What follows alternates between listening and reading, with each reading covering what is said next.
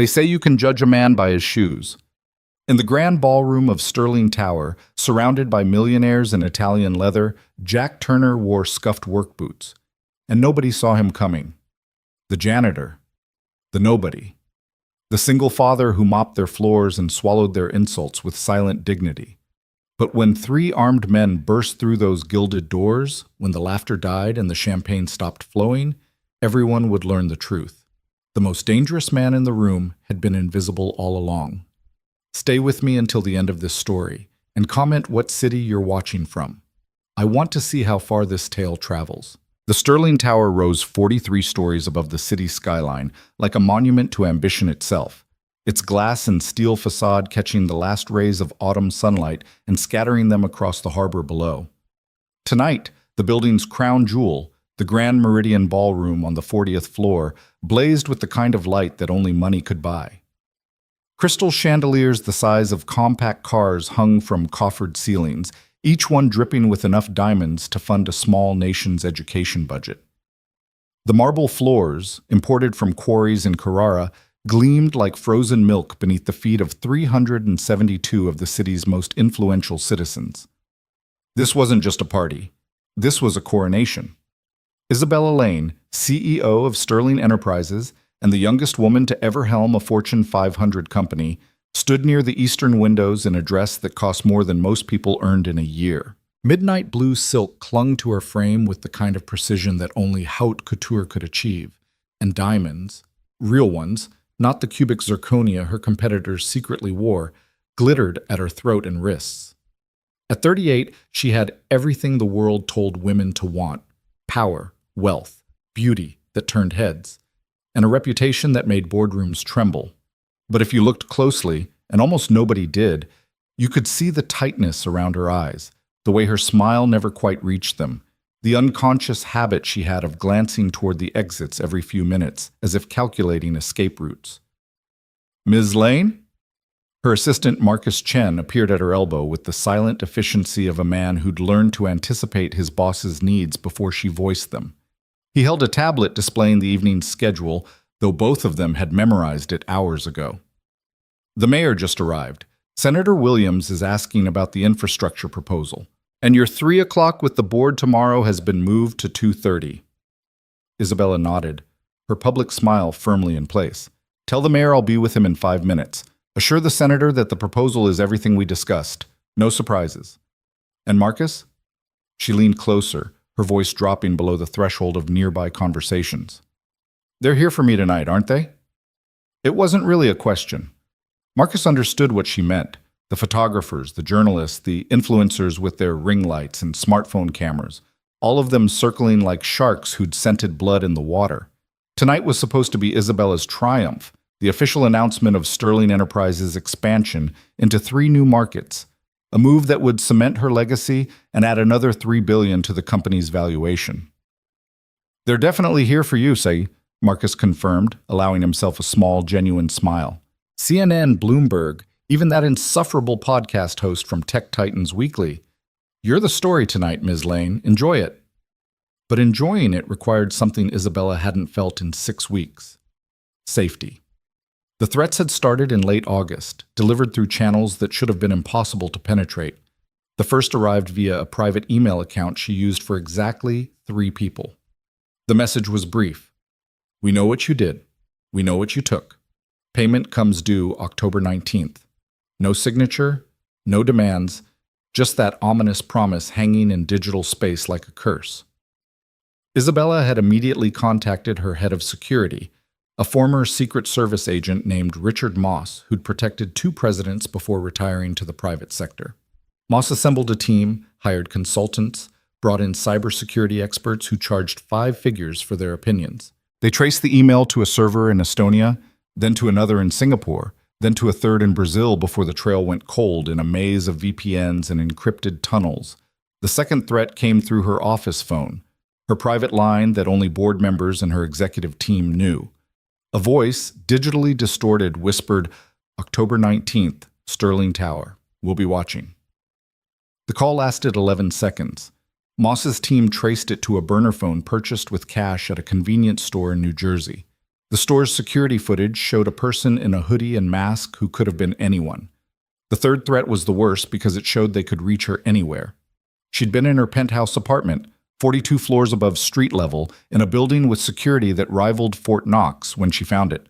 A single black rose on her pillow, thorns removed, with a note tied to the stem. Soon was all it said. That was 3 weeks ago. Since then, Moss had tripled her security detail, installed facial recognition software at every entrance to Sterling Tower, and coordinated with the FBI, though the federal agents had been frustratingly candid about their limitations. Without a clear threat, without demands or a known suspect, there was little they could do beyond advise caution. So tonight, Isabella Lane wore her diamonds and her designer dress like armor, smiled for the cameras, and pretended that her heart wasn't racing every time the ballroom doors opened. Across the room, near the service entrance that led to the kitchen facilities, Jack Turner pushed a gray industrial mop bucket into position and began the methodical work of maintaining floors that didn't need maintaining.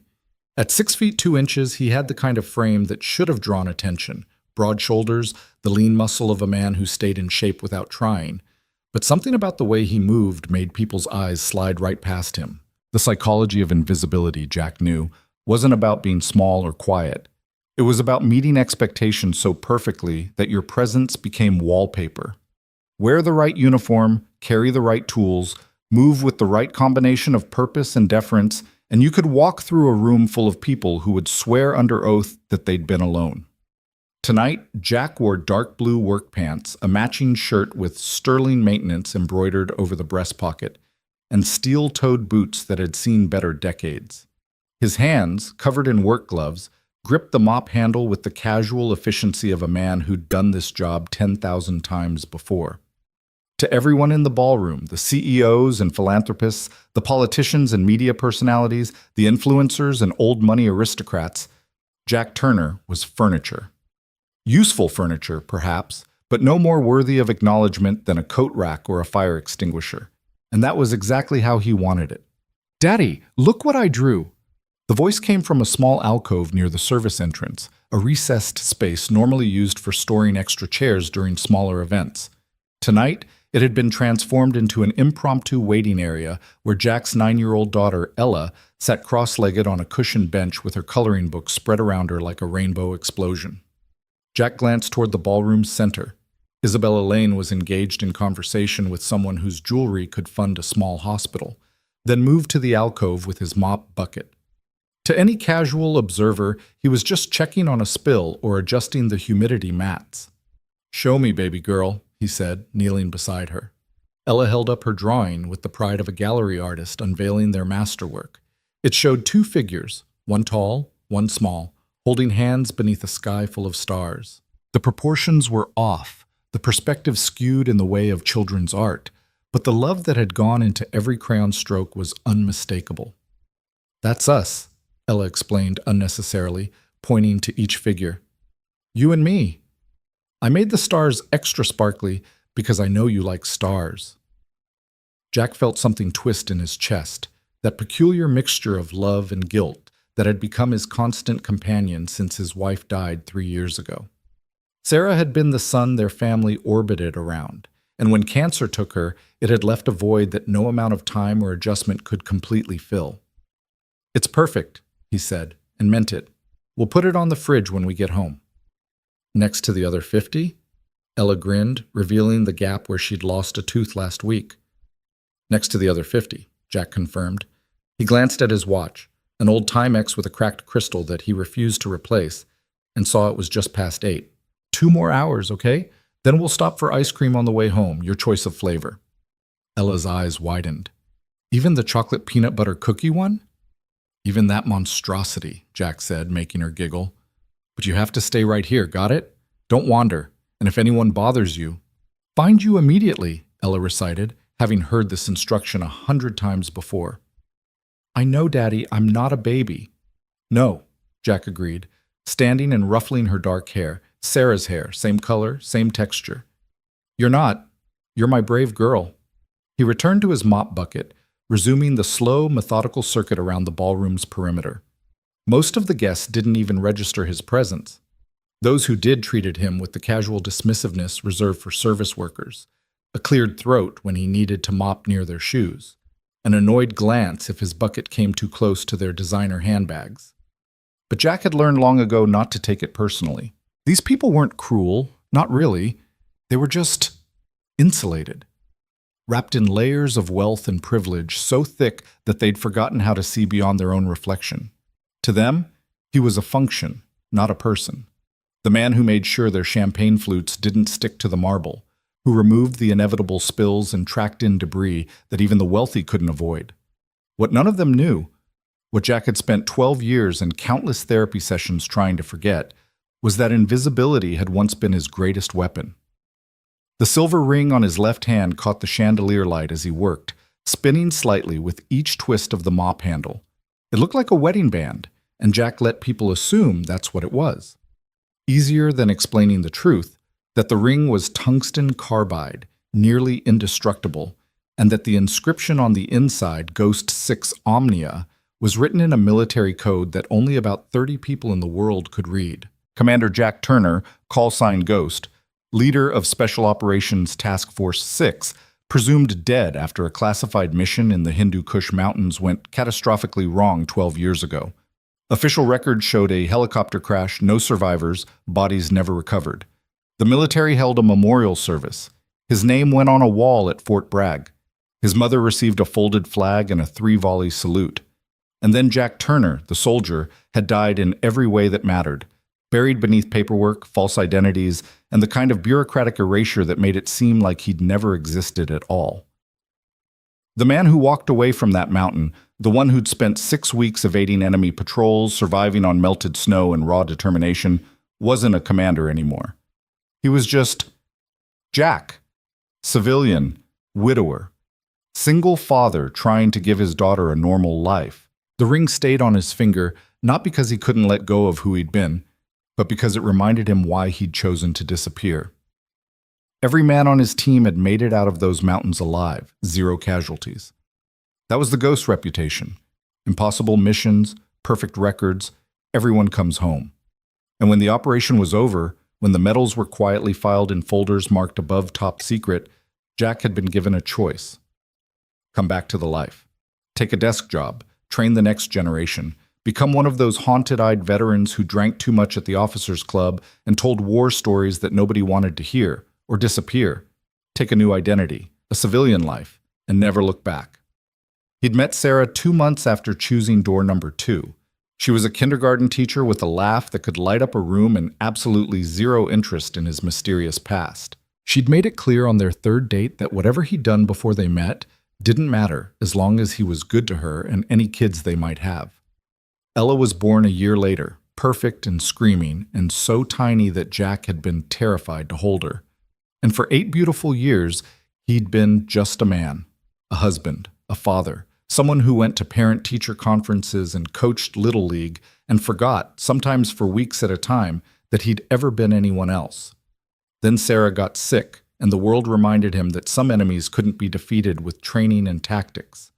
The cancer took 18 months to kill her, each day a little harder than the last. By the end, Sarah weighed 83 pounds and couldn't remember Ella's name, but she'd held Jack's hand and made him promise, take care of our girl. Give her a normal life. Don't let your past become her prison. So Jack Turner mopped floors and fixed plumbing and took whatever jobs would let him bring Ella along when she wasn't in school. They lived in a 1-bedroom apartment in a neighborhood where the sirens sang you to sleep and the bodega on the corner charged $3 for milk. It wasn't much. It wasn't what Sarah deserved or what Ella should have grown up with. But it was normal. It was safe. And Jack would burn the world down before he'd let anyone take that away from his daughter. Excuse me. Hey. Hey. The voice cut through Jack's thoughts like a serrated blade. He looked up to find a man in his early 50s standing 3 feet away, face flushed with the kind of red that came from too much champagne and too little self-awareness. The man wore a suit that probably cost $8,000 and a watch that cost $50. His name tag, because even at exclusive events, some people needed labels, identified him as Gregory Halston, CFO of Halston Dreyfus Capital Management. Yeah, Jack said mildly, stopping his mopping. This floor right here. Halston pointed to a spot near his gleaming Oxford shoes. I spilled some champagne. Clean it up. It wasn't a request. The tone made that clear, the casual expectation that Jack would simply obey, that his entire purpose for existing at this moment was to address this minor inconvenience in Halston's otherwise perfect evening. Jack looked at the spot. There was no champagne. The marble gleamed, spotless, reflecting the chandelier light like still water. "Don't see any spill, sir," Jack said, keeping his voice neutral. Halston's flush deepened. "Are you arguing with me? I said I spilled champagne. Right here." He tapped his foot on the immaculate marble. "So get down there and clean it." A small crowd had started to gather, drawn by the confrontation the way people are always drawn to minor disasters. Jack could feel their eyes on him, some amused, some curious, none particularly sympathetic. This was entertainment for them, a tiny bit of drama to spice up their evening of networking and deal-making. "There's no spill, sir," Jack repeated. "But if you'd like, I can mop the area anyway." "Damn right you'll mop it." Halston's hand shot out, grabbing the champagne flute from a nearby table, someone else's glass, half full of golden liquid. "Matter of fact, let me help you find the spill." What happened next unfolded in slow motion, one of those moments where time stretches and compresses simultaneously, where you see exactly what's coming but can't quite believe it will actually happen. Halston raised the champagne flute and poured. The liquid splashed across Jack's chest, soaking through his work shirt, dripping down onto his pants and boots. The scent of expensive alcohol filled the air, something French, something that cost more per bottle than Jack earned in a week. The crowd's reaction rippled through the ballroom like a wave. Some gasped. Others laughed. Not cruel laughter exactly, but the nervous tittering of people who aren't sure if what they're witnessing is outrageous or hilarious. One woman actually pulled out her phone to record, no doubt imagining the viral potential of entitled rich guy humiliates worker. Jack stood perfectly still, champagne dripping from his clothes, his face showing absolutely nothing. Years of training had taught him to control his reactions, to present whatever expression the situation required. Right now, the situation required him to be nobody, just a janitor who'd been put in his place, someone so far beneath notice that humiliating him wasn't even worth commenting on. But inside, in the part of himself that Jack had spent 12 years trying to bury, something stirred. Old instincts, old training. The ghost, recognizing a target, calculating responses, cataloging the 17 different ways he could put Halston on the ground before the man's champagne-soaked brain registered movement.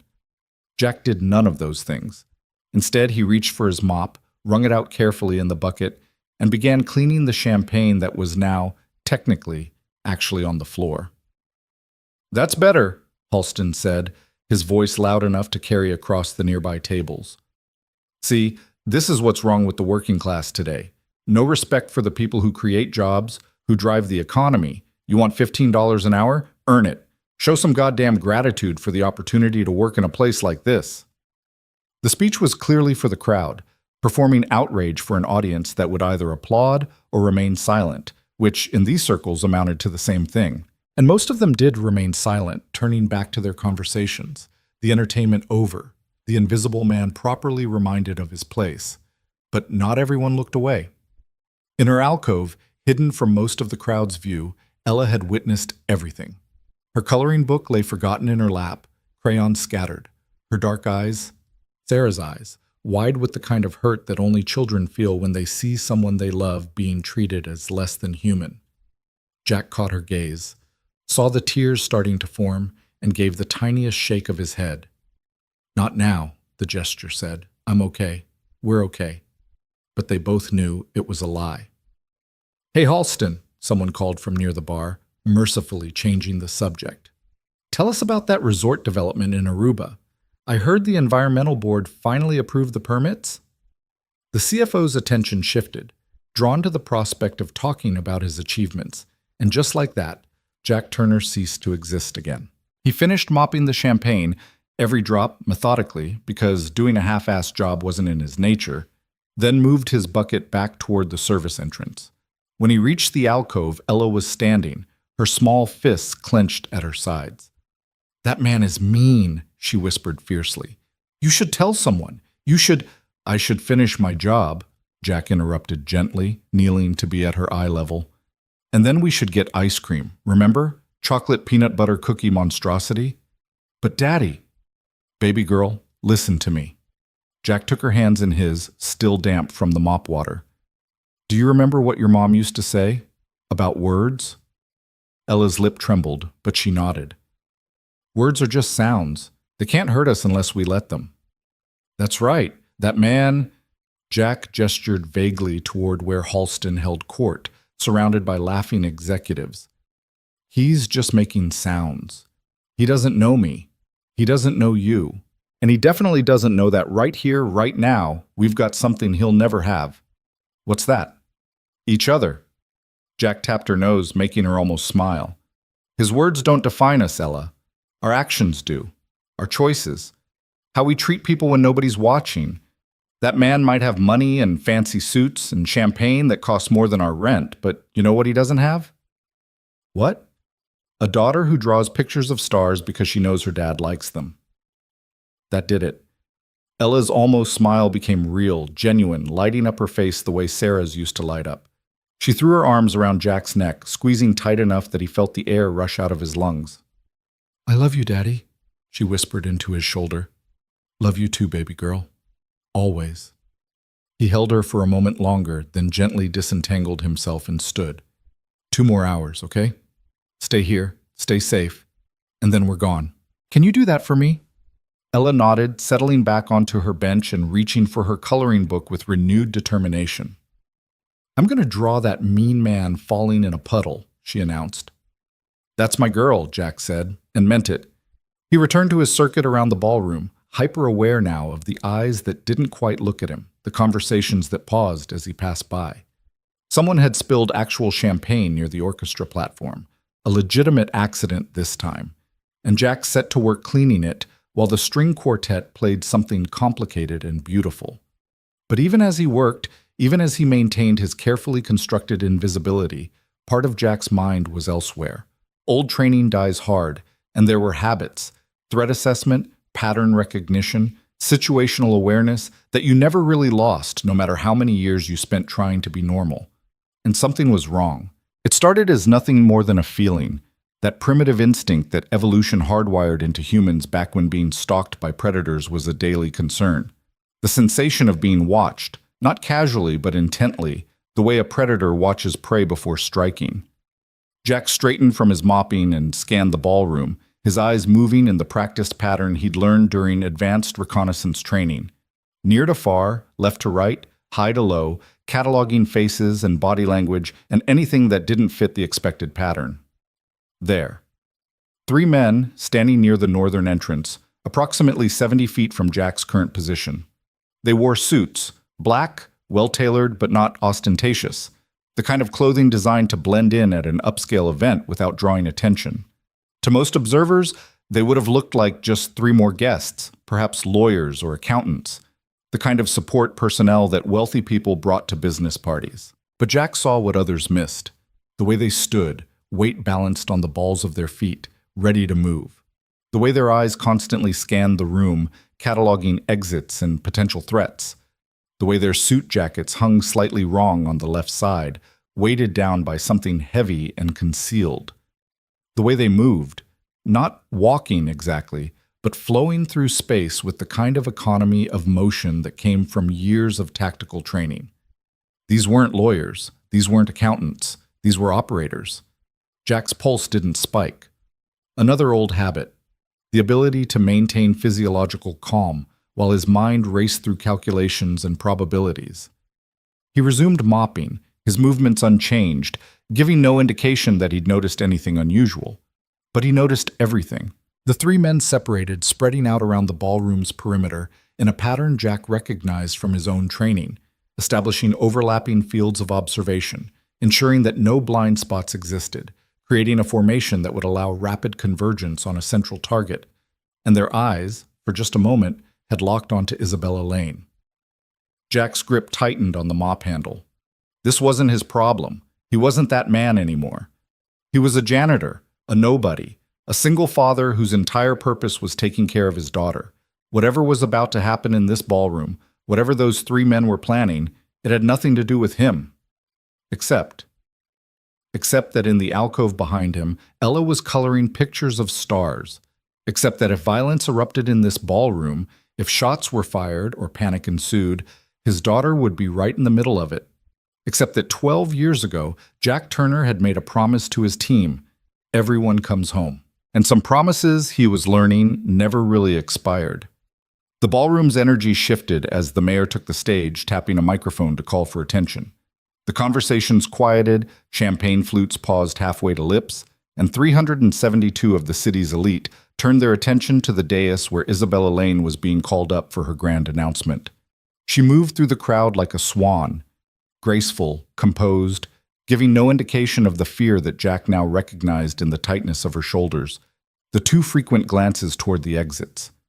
Whatever threat she'd received, whatever made her hire the extra security that Jack had clocked earlier, she clearly knew something was wrong.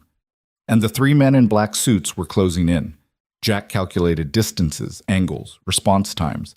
The nearest uniformed security guard was 40 feet away, engaged in conversation with a waiter.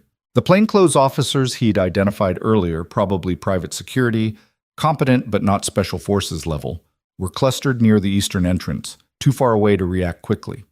If those three men made their move, if they had weapons, and Jack was 90% certain they did, they could reach Isabella Lane in approximately 8 seconds. 8 seconds. A lifetime in combat, an eye blink in civilian life. Jack looked back at Ella. She was absorbed in her coloring, lost in a world where the worst thing that could happen was running out of purple crayon. Safe, happy, normal. Everything Sarah had made him promise to give her. The mayor's voice boomed through the sound system. Ladies and gentlemen, it is my profound pleasure to introduce a woman who needs no introduction. Jack made his decision. He moved his mop bucket to a position that gave him a clear line of sight to all three men, maintaining his janitor persona, but adjusting his stance fractionally, weight-balanced, ready to explode into motion if necessary. His mind, unused for so long except to calculate grocery budgets and homework deadlines, slipped back into tactical mode with frightening ease at Target 1, Sepasen, 6 feet, approximately 190 pounds, favoring his left side, and old injury, maybe a bad knee. Weapon bulge left hip, likely a compact semi-automatic. 17 feet away. Target 2, 5'11", heavily muscled, moving with the confidence of someone who'd seen real action. Weapon bulge, right hip, cross-draw setup, probably left-hand dominant. 23 feet away. Target 3, 6'2", lean, eyes like a shark's, flat, emotionless, already calculating casualties. Weapon bulge small of back, plus something in an ankle holster. This one was the leader, Jack knew instinctively. This was the one who'd pulled the trigger before and wouldn't hesitate to do it again. 31 feet away. Isabella Lane reached the stage, her heels clicking on marble, her smile bright and false. Thank you, Mr. Mayor. Thank you all for being here tonight. Target 3's hand moved toward his back. Everything slowed down. Jack's training screamed at him to move, to intercept, to eliminate the threat before it could manifest. His civilian life screamed louder, reminding him of the sleeping little girl in the alcove, the promise he'd made to Sarah, the normal life that would shatter irreparably the moment he revealed what he really was. Target 3's hand continued its journey toward the weapon Jack knew was waiting there. The crowd applauded something Isabella said. Jack had stopped listening to words, focused entirely on motion and intent. Target 3's fingers touched fabric, and then the ballroom's grand doors, the massive oak and brass affairs that had cost Sterling Enterprises $500,000 and were usually opened only for the most prestigious arrivals, burst open with a force that made the chandeliers shake. The music stopped. The applause died. 372 people turned to stare. 3 men in black suits stood in the doorway, and Jack's blood ran cold. Because these weren't the 3 men he'd been tracking. These were different, but similar. Same stance, same predatory awareness, same weapons bulge in the same places. And they'd just made an entrance designed to draw every eye in the room, creating chaos and distraction. A diversion. Jack's head snapped back to the 3 men he'd been watching. They were moving now, no longer bothering with subtlety, converging on Isabella Lane with the synchronized precision of a well-trained team. The crowd's attention was still on the dramatic entrance, and in that moment of confusion, the three men advanced on their target. Target 3, the shark-eyed leader, was fastest, reaching the stage in 4 long strides. His hand came out from behind his back, holding exactly what Jack expected. A Sig Sauer P229, compact but deadly, the kind of weapon professionals favored for close-quarters work. "Nobody move!" The voice cut through the ballroom like a gunshot. Target 3 had the Sig pointed at Isabella Lane's head, his other hand gripping her arm with the kind of force that would leave bruises. "This doesn't concern any of you. We just want her." The crowd erupted. Screams, gasps, the sound of champagne flutes hitting marble and shattering. People scattered, pressing toward the exits, creating exactly the kind of panic that made tactical responses nearly impossible. The 3 men from the doorway moved into the room, weapons now openly visible, establishing a perimeter that herded the panicking crowd away from their colleagues on the stage. 6 men, 6 weapons, 1 hostage, approximately 250 civilians in immediate danger, plus another 122 who would be caught in crossfire if someone started shooting. The math was simple and terrible. Jack looked at his daughter. Ella had dropped her coloring book, her face pale with terror, her eyes finding his across the chaos. She started to stand, to run to him, and Jack made a gesture that she'd never seen before, one hand flat, palm down, pressing toward the floor. "Stay down. Stay hidden. Don't move." Ella's eyes went wide, but she obeyed, dropping behind the bench, making herself as small as possible. "Good girl."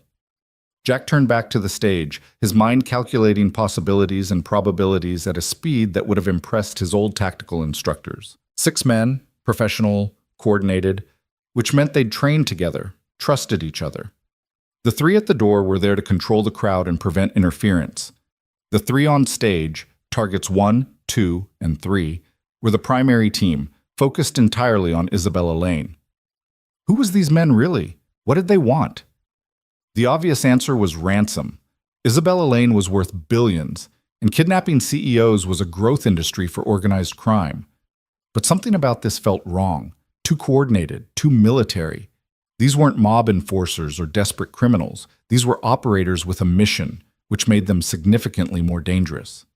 "Please," Isabella's voice carried across the ballroom, remarkably steady despite the gun pressed to her temple. "Whatever this is about, we can negotiate. I have money. I have resources. Just tell me what you want." Target 3, the leader, actually smiled, though the expression held no warmth.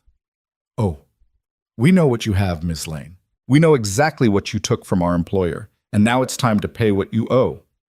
"I don't, Isabella started. "The Prometheus file," Target 3 interrupted.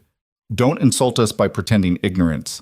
You stole classified research, weaponized it for corporate profit, and thought you could hide behind lawyers and NDAs. Our employer has been very patient, but patience has limits." Jack's tactical assessment shifted. This wasn't a simple kidnapping. This was corporate espionage, industrial sabotage, the kind of shadow war that happened in boardrooms and black sites, where lives were just another line item on a balance sheet. Which meant these men weren't here to take Isabella Lane alive. They were here to make an example. Target 3's finger moved to the trigger, and Jack Turner, janitor, nobody, invisible man, made a choice that would change everything. He moved. 12 years of carefully constructed invisibility shattered in the space between heartbeats. Jack's first 3 steps were pure muscle memory, his body remembering what his conscious mind had tried to forget. The mop handle dropped from his hands with a clatter that nobody heard over the screaming, and his right hand moved to his hip, in a motion that would have drawn a weapon if he'd been carrying one. He wasn't, of course, hadn't carried a firearm since the day he'd walked away from Fort Bragg with a discharge certificate and a new identity, but his body didn't know that yet. The distance between Jack and the stage was 47 feet. At a full sprint, accounting for the crowd and obstacles, he could cover it in approximately 4 seconds. Target 3's finger was already on the trigger, applying pressure, maybe half a second from firing. 4 seconds. Half a second. The math didn't work. So Jack did something that went against every tactical instinct he possessed. He opened his mouth and made himself the most visible person in the room. "Federal agent!" His voice cut through the chaos like a blade, carrying the kind of command authority that made people's spines straighten reflexively. "Drop the weapon! Now!" It was a complete lie, of course. Jack Turner had no federal credentials, no badge, no legal authority whatsoever. But he'd learned a long time ago that in moments of chaos, confidence mattered more than credentials. If you sounded like you belonged, if you moved like you had every right to be giving orders, most people, even trained operators, would hesitate for just a second while their brains processed the new information. That second was all Jack needed. Target 3's head snapped toward him, the SIG wavering fractionally away from Isabella's temple as the man's training warred with his surprise. Professional operators didn't panic, but they did reassess when new threats emerged. Jack saw the calculation happening behind those shark eyes. Who was this person? What agency did he represent? What level of threat did he pose? In that fraction of a second, while Target 3 was still processing, Jack closed another 15 feet. "I said drop it!" Jack's hand was in his pocket now, gripping his cell phone and holding it forward like it was a weapon, his body language screaming law enforcement. "You're surrounded! There are 20 agents in this building. Stand down." More lies, each one buying him precious fractions of seconds. The 3 men at the door were turning now, weapons swinging toward this new threat, trying to acquire a target while also processing whether they'd somehow missed an entire federal response team. Target 2, the heavily muscled one with the cross-draw setup, raised his weapon toward Jack, and time did that thing it always did in combat, stretching and compressing simultaneously. Jack saw the man's finger tighten on the trigger, saw the minute adjustment of the barrel tracking towards center mass, and his body reacted before his mind could overthink it. He dove left, tucking into a roll that carried him behind a marble pillar just as the first shot rang out. The sound was massive in the enclosed space, echoing off the high ceiling and making several people in the crowd faint.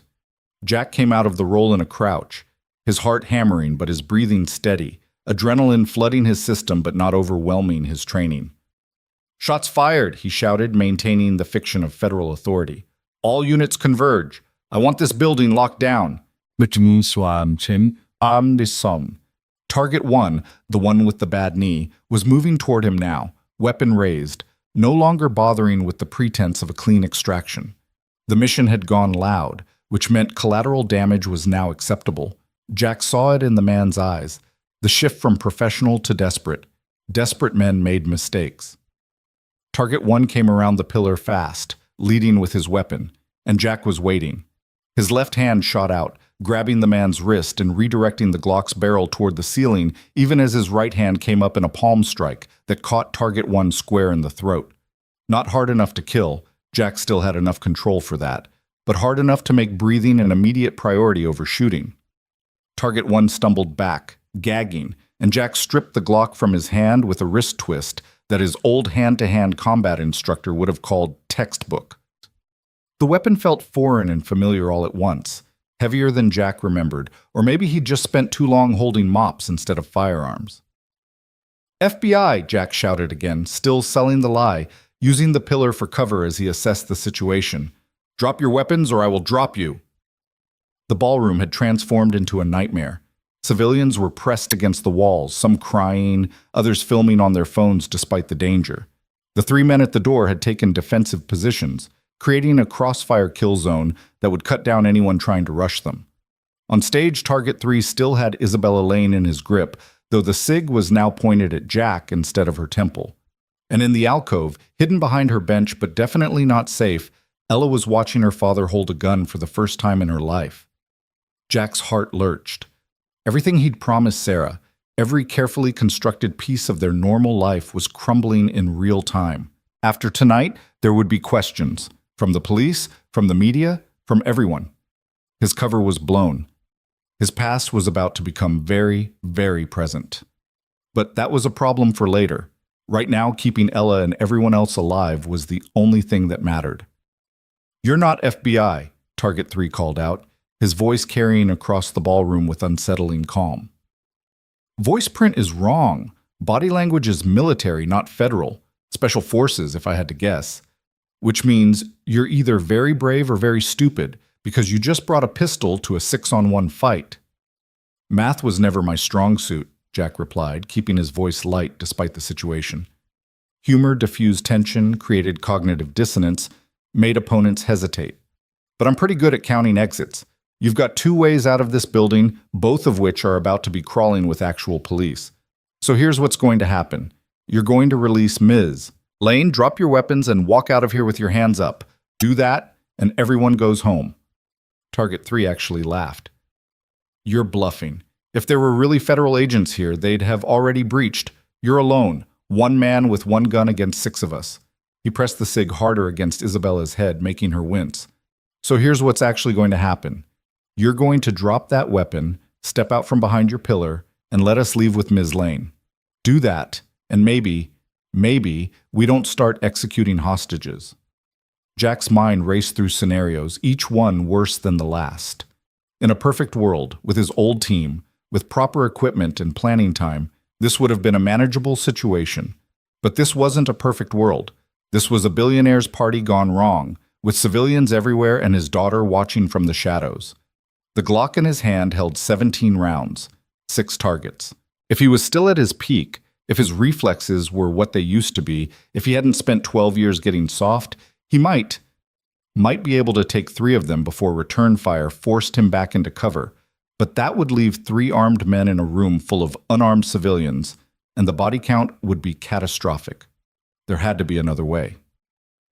"Let me tell you a story," Jack called out, his voice conversational, buying time while his tactical mind worked through possibilities. 12 years ago, there was a team, special operators, the best of the best. They got sent on an impossible mission in the Hindu Kush Mountains. Intelligence said it was a suicide run, 0 chance of success, minimal chance of survival. He paused, adjusting his position slightly, checking angles. Target 2 was moving left, trying to flank his position. Jack tracked him peripherally while keeping most of his attention on Target 3. But the team had a leader, Jack continued.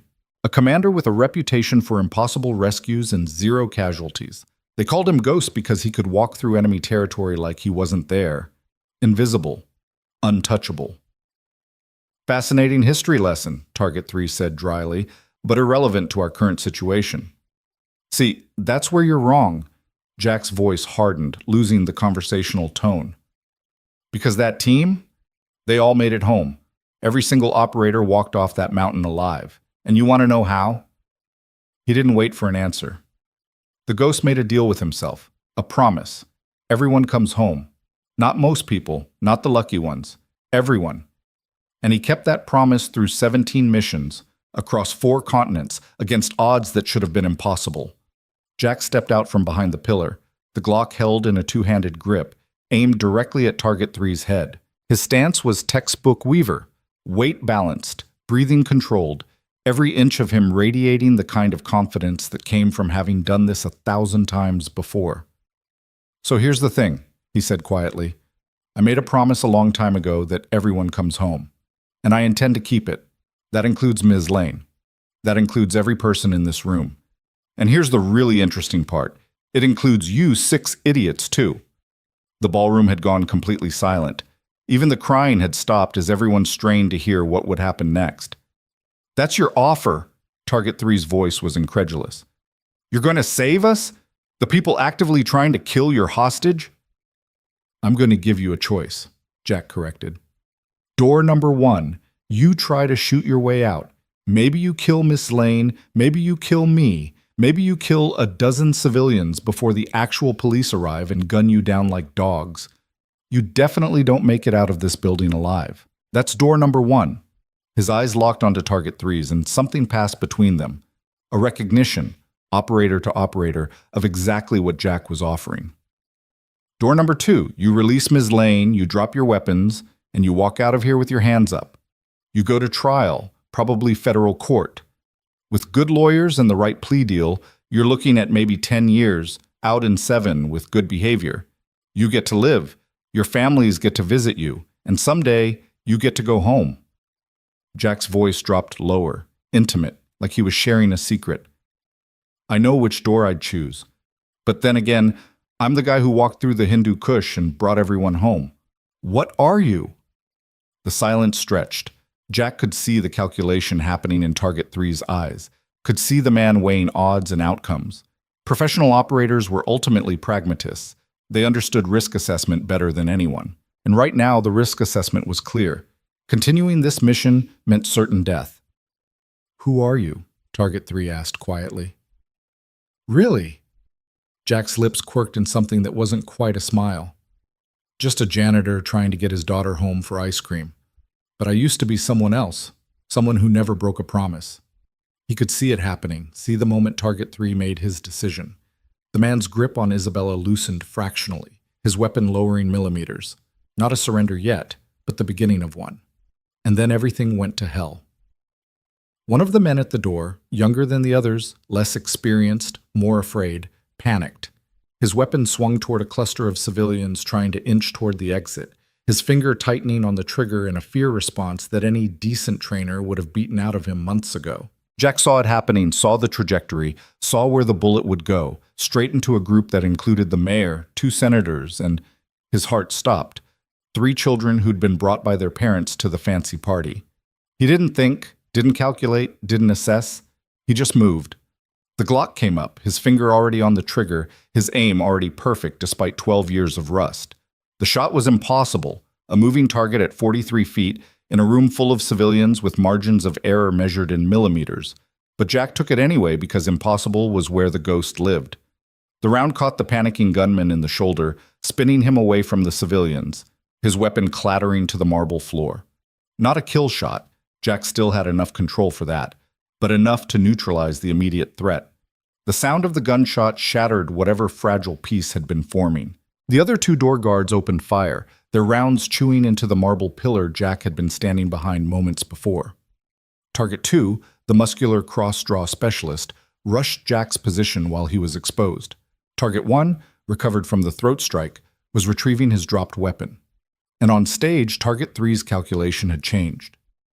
Whatever window for peaceful surrender had existed was gone now, burned away by gunfire and chaos.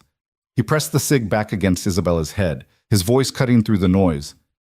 "Everyone stops or she dies!" Jack had already dropped into a slide, his work pants providing just enough friction against the marble to control his momentum while also making him a harder target. Target 2's shots went high, punching holes in a priceless tapestry that some Renaissance artist had spent years creating.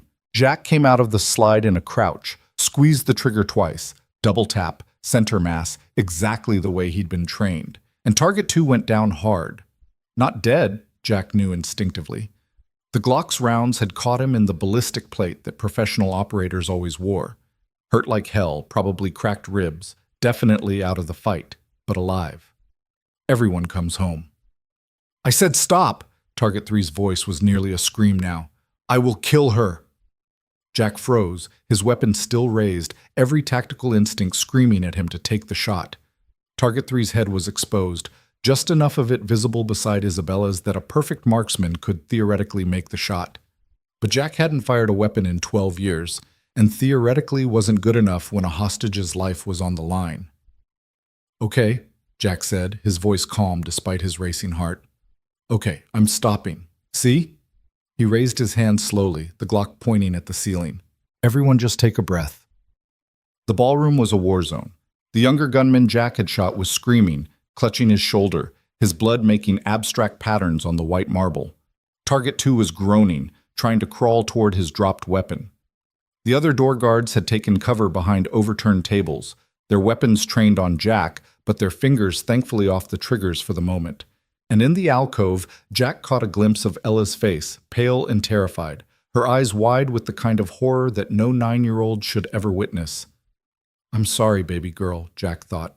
"I'm so sorry." "Drop it," Target 3 ordered. "Drop the weapon or I blow her brains all over this stage." Jack's mind raced through scenarios at light speed.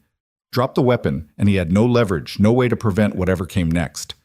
Keep the weapon, and Isabella Lane died in the next 3 seconds. There had to be a third option, some tactical solution he was missing, some way to... The door behind Target 3, the service entrance that led backstage, the one that performers use during events, burst open with explosive force. Richard Moss, Isabella's head of security, came through like an avalanche in an Armani suit. The former Secret Service agent moved with the kind of speed that made mockery of his 63 years. His service weapon, a Sig Sauer P226, Jack noted automatically, already tracking toward Target 3. Security! Release her now! Target 3's head snapped toward this new threat, his weapon swinging away from Isabella's temple for just a fraction of a second, and Jack took the shot he'd been setting up. Not at Target 3, at the Sig Sauer in his hand. The round caught the weapon's slide, the impact shearing metal and sending the handgun spinning away from Target 3's suddenly numb fingers. It was a trick shot, the kind of thing that worked in movies and almost never in real life. The kind of thing Jack shouldn't have been able to make after 12 years away from active duty. But some skills apparently never really went away. Isabella didn't hesitate. The moment the gun left her attacker's hand, she drove her elbow backward into Target 3's solar plexus with enough force to make him double over, then brought her designer heel down on his instep hard enough that something crunched audibly. She'd clearly taken self-defense classes at some point, and muscle memory was a beautiful thing. Moss was there instantly, his weapon trained on Target 3 while his free hand pulled Isabella to safety. 2 more security guards burst through the service entrance, weapons drawn, finally, providing the backup that should have been there from the beginning. "Federal agents, nobody move!" This time, the voice at the ballroom's main entrance was real. 6 FBI agents in tactical gear poured through the doors, their weapons and body language marking them as hostage rescue team, the Bureau's elite counterterrorism unit. They moved like water, flowing through the space with practiced efficiency, securing the wounded gunmen, establishing a perimeter, shouting commands that echoed off the high ceiling. Jack slowly, carefully, set the Glock on the floor and stepped away from it, his hands raised. The last thing he needed was to get shot by friendly fire because some HRT operator mistook him for a hostile. "On the ground! Everyone on the ground!" The command wasn't directed at anyone specific, just a standard crowd control measure, but Jack complied immediately. He dropped to his knees, then to his stomach, hands behind his head, fingers interlaced. It was a position he'd been in before, during training exercises, though never as a civilian caught in the middle of a hostage situation. Around him, the ballroom descended into controlled chaos. The FBI agents were securing the scene, separating witnesses, calling for paramedics. The wounded gunmen were being cuffed and read their rights. Isabella Lane was being led to safety, wrapped in a blanket despite the room's warmth, shock finally setting in now that the immediate danger had passed. And through it all, Jack kept his face pressed against the marble, his mind already racing ahead to what came next. Questions, interrogations, background checks. His carefully constructed civilian identity was about to be peeled away like old paint, revealing the soldier underneath. "Clear! Clear! All hostiles secured." The HRT team leader, a woman in her 40s with gray threading through her tactical bun, approached Jack's prone form with her weapon lowered but ready. "Sir, I need you to stay very still and answer my questions clearly. Do you understand?" "Yes, ma'am," Jack replied, his voice muffled against the floor. "Are you injured?" "No, ma'am." "Are you armed with any other weapons?" "No, ma'am." "Cell phone in my right pocket, wallet in my left. Nothing else." "Can you tell me your name?" Jack hesitated for just a fraction of a second. This was it, the moment where his old life and new life collided irrevocably. "Jack Turner." "Mr. Turner, I'm Special Agent Sandra Reeves, FBI Hostage Rescue Team. I need you to remain still while my team secures the scene. Can you do that for me?" "Yes, ma'am." But even as he agreed, even as he lay motionless while federal agents moved around him like sharks around chum, Jack's eyes were searching the ballroom for the only thing that really mattered. Where was Ella? The alcove was blocked from his view by an overturned table and a cluster of FBI agents. He couldn't see her, couldn't verify that she was safe, and the not knowing was worse than any firefight he'd ever been in. "Agent Reeves," Jack said, fighting to keep his voice calm, "my daughter was in the alcove near the service entrance. 9 years old, dark hair, pink jacket. I need to know she's okay." Something shifted in Reeves' expression, the professional mask slipping for just a moment to reveal the human underneath. "Hold on." She keyed her radio. "This is Reeves. Anyone have eyes on a juvenile female, approximately 9 years old, pink jacket, last seen near the southeast alcove?" Static crackled. Then a male voice responded, This is Chen. I've got her. She's scared but uninjured, asking for her father. The relief that flooded through Jack was so intense it made him dizzy. Thank you, he breathed. Reeves studied him for a long moment, her tactical mind clearly working through the same assessment Jack had made about the gunman earlier. Threat or non-threat, trained or lucky, professional or civilian. Mr. Turner, she said quietly, I've been doing this job for 17 years. I've seen a lot of shootings, a lot of hostage situations, and what you did in here, she paused, choosing her words carefully. That wasn't luck. That wasn't civilian panic. That was professional-grade tactical response. So before we go any further, before my team starts digging into your background and we all discover things that maybe you'd rather keep quiet, I'm going to ask you a direct question, and I'd appreciate an honest answer. Jack met her eyes, seeing his own past reflected in her assessment. Who are you, really? The ballroom had gone quiet around them, the initial chaos giving way to the methodical process of crime scene investigation. Photographers were documenting bullet impacts. Evidence techs were collecting shell casings. Witnesses were being separated and assigned to interview teams. And somewhere in all that activity, a 9-year-old girl was waiting for her father. I'm a janitor, Jack said finally. That's who I am now. That's who I've been for 12 years. But before that, he took a breath. Before that, I was someone else. Someone who made promises about bringing people home. And old promises die hard. Reeves nodded slowly, as if he'd confirmed something she'd already suspected. We're going to need a full statement. Your background is going to get run through every database the Bureau has access to. If there's anything in your past that's going to complicate this situation, now would be the time to mention it. There's a lot in my past, Jack admitted. Most of it classified above your pay grade. No offense intended, but I'm guessing your background check is going to hit a wall pretty quick. When it does, someone's going to make a phone call to Fort Bragg. And then someone at Bragg is going to make a phone call to somewhere in Virginia that doesn't officially exist. And then things are going to get very complicated very quickly. He could see her processing that information. See the moment she realized that Jack Turner was more than just a lucky civilian. Department of Defense? She asked carefully. Once upon a time, Jack confirmed. Different life, different name, technically. But the man I was then made sure the man I am now could exist without interference. There are protections in place, protocols. I'm not supposed to be findable. Reeves whistled softly. Witness protection? Something like that, but weirder. Jack shifted slightly, his arms starting to cramp from the position. Look, I know this is your scene and I'm cooperating fully, but my daughter just watched me shoot someone. She's 9 years old. She thinks I'm a janitor who tells bad jokes and makes pancakes on weekends. And right now she's scared and confused and probably thinks her whole world is falling apart. So whatever questions you have, whatever procedures need to be followed, I'm asking you, parent to parent if you have kids, human to human if you don't, please let me see my daughter first. Something in his voice must have reached her because Reeves' expression softened fractionally. You saved a lot of lives tonight, Mr. Turner.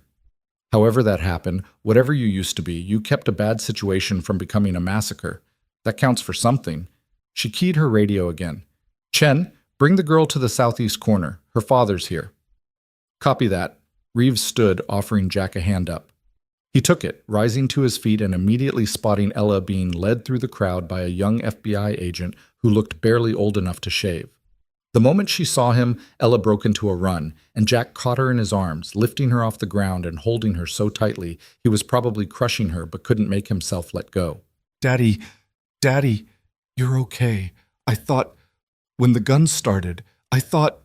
Ella was crying into his shoulder, her small body shaking with sobs she'd been holding back. I'm okay, baby girl. We're okay. It's over. Jack buried his face in her hair, breathing in the scent of her strawberry shampoo, and feeling his heart slowly remember how to beat normally. You had a gun, Ella whispered, so quietly that only he could hear. You shot those bad men, just like... She pulled back enough to look at his face, her eyes red-rimmed but sharp, seeing things no 9-year-old should have to see. Just like a soldier. Jack had spent 12 years preparing for this conversation, planning what he'd say, how he'd explain.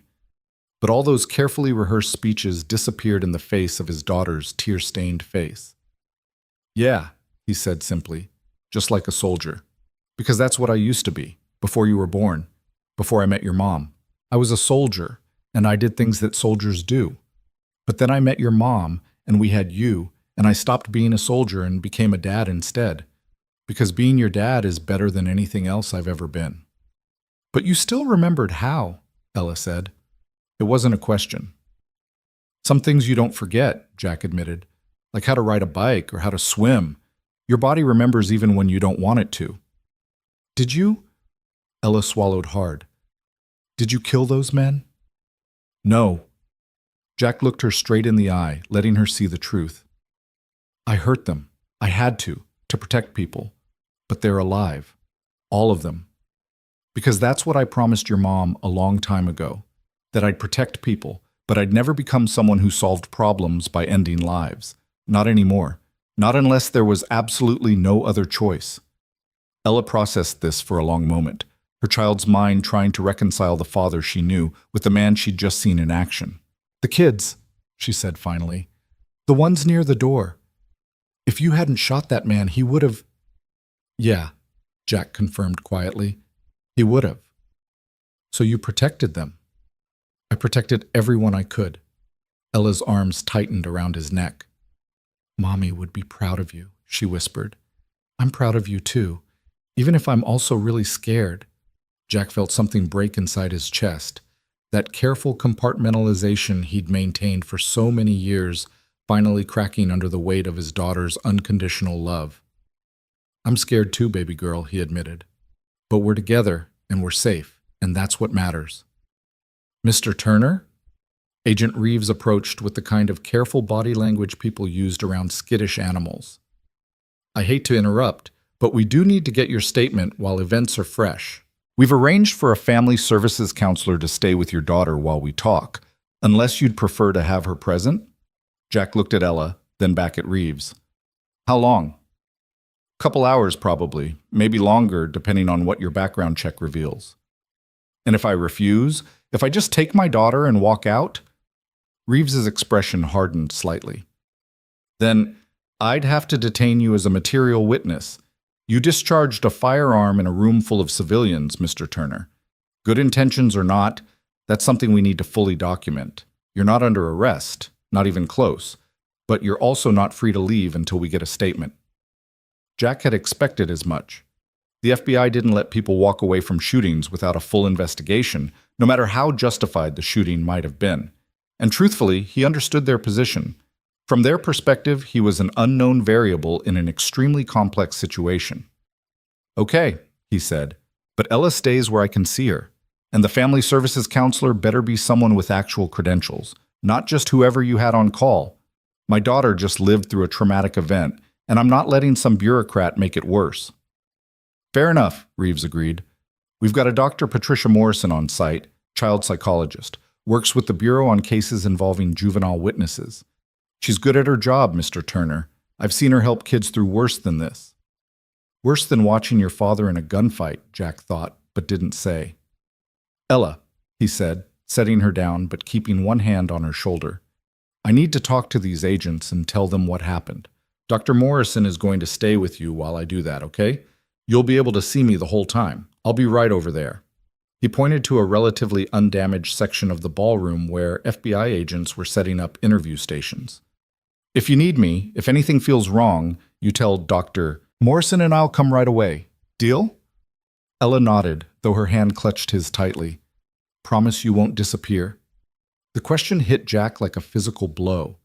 How many nights had she woken up from nightmares about him leaving, about being abandoned the way Sarah's death had abandoned them both? "I promise," he said firmly. "I'm not going anywhere without you. Not tonight, not ever." Dr. Morrison appeared then, a black woman in her 50s with gentle eyes and the kind of calm presence that probably made traumatized children feel safe.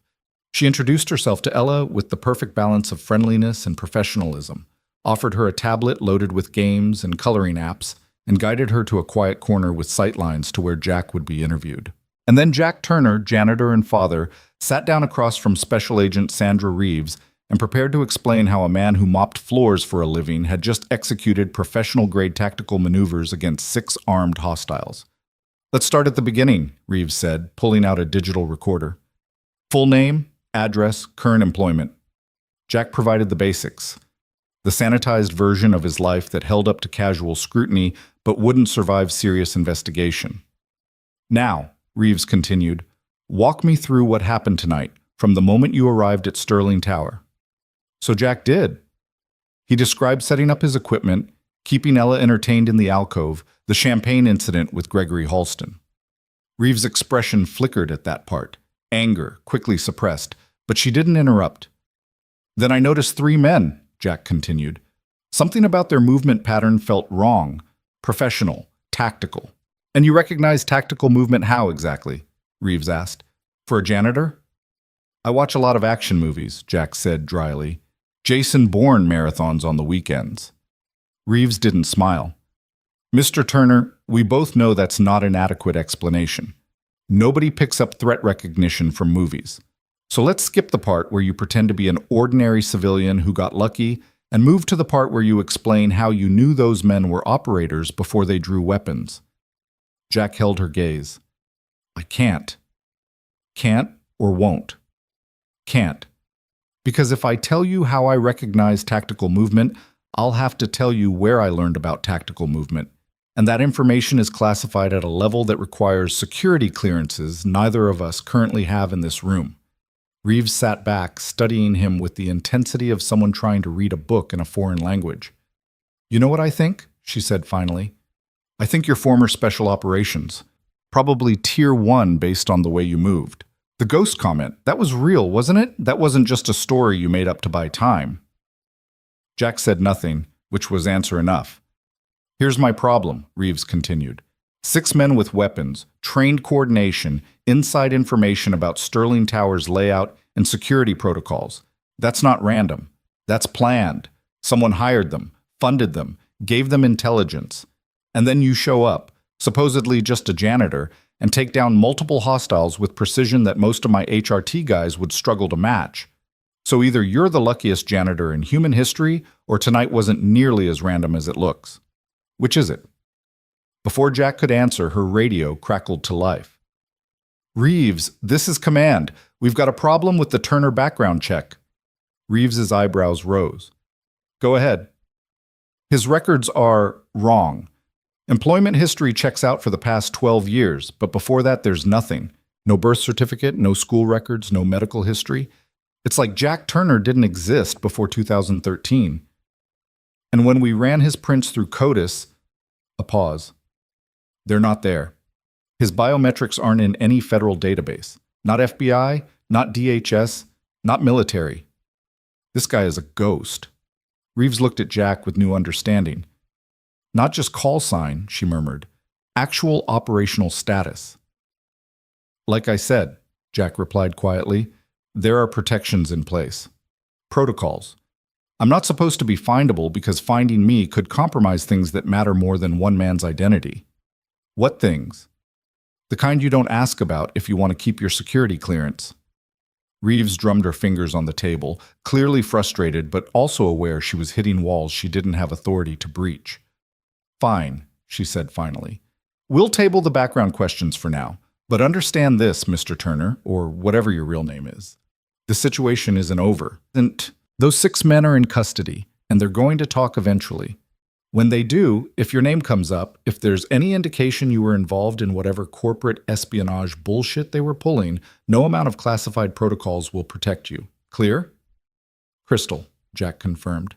"But for what it's worth, I'd never seen any of those men before tonight. Whatever they were after Isabella Lane for, I'm not connected to it." "Then why did one of them call you Ghost?" "The younger one, right before you shot him. He screamed, 'It's him, it's the Ghost.' How did he know that name?" Jack had been hoping she wouldn't ask that question, but he should have known better. FBI agents didn't miss details. "The ring," he said, holding up his left hand where the tungsten carbide band caught the light. "Military code on the inside. Ghost 6 Omnia. To most people, it's meaningless, but to someone with the right background, someone who's heard the stories, he shrugged. It's a signature, a calling card. They recognized what it meant.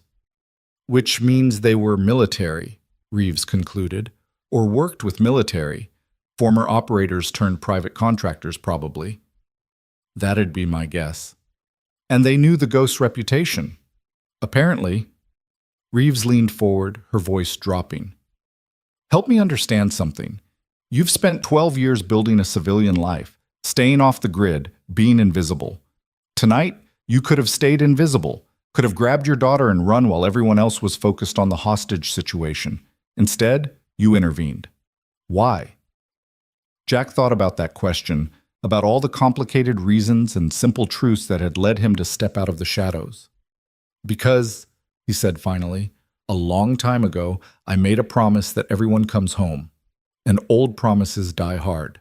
The distance between Jack Turner and the stage was 42 feet. In his old life, that distance could be covered in less than 3 seconds, a blur of motion so fast that most people wouldn't register movement until it was over. But Jack wasn't that man anymore. He was older, carrying the weight of civilian years and the rust that accumulated when skills went unpracticed. 3 seconds would have to become 4, maybe 5. He didn't have 5 seconds. Target 3's finger was already tightening on the trigger, the micro-movements visible to anyone trained to read them. Jack's body moved before his conscious mind fully processed the decision, muscle memory overriding 12 years of deliberate suppression. The mop handle dropped from his hands, clattering against marble, and he was moving, cutting through the panicked crowd with the kind of precision that came from navigating hostile environments where one wrong step meant death. 20 feet. A woman in a red dress stumbled into his path, champagne-drunk and terrified. Jack shifted left, his hand steadying her elbow for a fraction of a second before releasing her, never breaking stride. 10 feet. Target 2, the heavily muscled one with the cross-draw setup, noticed movement in his peripheral vision, his head starting to turn, hand reaching for his weapon. 5 feet. Jack's world narrowed to a tunnel, everything outside his immediate threat assessment falling away into gray noise. Time didn't slow down. That was a myth, something civilians believed because they'd never experienced real violence. But his perception sharpened, details crystallizing with perfect clarity. Target 3's Sig Sauer was standard issue, 15-round magazine, one in the chamber. The angle of the barrel against Isabella's temple suggested a kill shot, 9mm hollow point that would paint the stage with her brain matter and guarantee no miraculous recovery. Target 2 had cleared his weapon, a Glock 19, 19-round capacity, and was bringing it around toward Jack, but the crowd between them created hesitation. Professional operators didn't shoot wildly into civilians, not because of morality, but because dead bystanders created investigations, media circuses, complications. Target 1 was turning now, too, his hand fumbling at his left hip, the bad knee Jack had identified making his rotation sluggish. 0 feet. Jack hit the stage at a dead run, his work boots finding purchase on the polished wood, and launched himself at Target 3 with every ounce of momentum his body could generate. The collision was catastrophic and precise. Jack's right shoulder drove into Target 3's center mass, while his left hand captured the gun hand, fingers locking around the wrist with crushing force, redirecting the barrel away from Isabella's head. The SIG went off. The gunshot in an enclosed space was physically painful, a hammer blow of compressed air that made eardrums flex and hearts stutter. People screamed. Someone shouted, "Gun!" as if the explosive report hadn't made that abundantly clear. The bullet that should have ended Isabella Lane's life instead punched through the ballroom's ornate ceiling, sending plaster dust raining down like snow. Jack and Target 3 hit the stage floor in a tangle of limbs, and for exactly 2 seconds, the professional killer's training warred with his shock at being attacked by someone he'd categorized as a non-threat. Those 2 seconds were all Jack needed. The disarm was textbook, brutal in its efficiency. Jack's thumb found the pressure point between Target 3's thumb and forefinger, grinding into nerve clusters while his other hand torqued the wrist in a direction wrists weren't designed to bend. Target 3's grip reflexively loosened, biology overriding willpower, and the Sig Sauer clattered across the stage. "Federal agent!" Jack shouted, The lie coming easily because sometimes lies saved lives. Everyone stay calm. He wasn't expecting anyone to believe him, not dressed in janitor clothes that still smelled like mop water and champagne. But people in crisis situations clung to authority figures, and sometimes the illusion of control was enough to prevent total chaos. Target 2 had a clearer shot now, the Glock trained on Jack's center mass, finger moving to the trigger. Jack's hands blurred through a motion so practiced it was basically involuntary. His left hand shot out, grabbed Isabella Lane's wrist, and yanked her down behind the dubious cover of the speaker's podium, while his body rolled left, Target 3's body coming with him, serving as an unwilling human shield. The Glock barked 3 times in rapid succession, professional 3-round burst designed for maximum stopping power. 2 rounds hit Target 3, chest and shoulder, the wet sound of bullets finding flesh, and the man's body jerked against Jack like a puppet with cut strings. The 3rd round sparked off the stage floor where Jack's head had been a heartbeat earlier. Target 3 wasn't dead. Body armor had caught the chest shot, though the impact had probably cracked ribs. But he was out of the fight, gasping for air, his professional composure shattered by pain and the sudden realization that his own teammate had just shot him. Jack didn't pause. Couldn't pause. The moment you stopped moving in close-quarters combat was the moment you died. He came up from his roll in a crouch. Target 3's Sig Sauer now in his hand, acquired during the tumble across the stage, his fingers finding the grip with the familiarity of an old friend returning home. Target 2 was already adjusting his aim, the Glock tracking Jack's movement with mechanical precision. Jack fired first.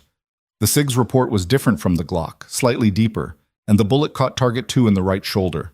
Deliberately, professionally, a shot designed to disable rather than kill. The Glock tumbled from suddenly nerveless fingers as Target 2 spun with the impact, his professional training the only thing keeping him upright. "Down! On the ground now!" Jack's voice carried across the ballroom with the kind of command that made people's hindbrains recognize a predator.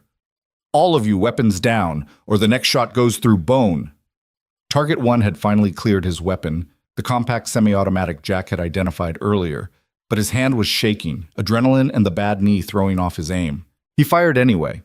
3 shots that went wide, one punching through the mayor's abandoned champagne flute on the podium, another shattering an overhead light. Jack returned fire twice. The first shot hit Target 1's gun hand, the bullet passing through the meat of his palm and exiting the other side in a spray of blood and bone fragments. The second shot, insurance, always get insurance, caught him in the thigh, far enough from the femoral artery to not be immediately fatal, but close enough to drop him like a puppet with cut strings. 3 targets down. 6 seconds elapsed since Jack had moved. His heart rate was steady at 68 beats per minute, a fact that would have disturbed him if he'd had time to think about it.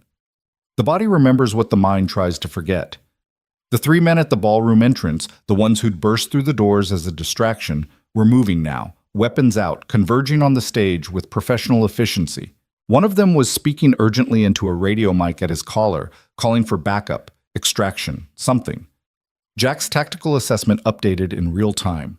3 fresh targets, alert and prepared, against one operator who was 12 years out of practice in protecting civilians who couldn't protect themselves. The math wasn't good. "Stop right there!"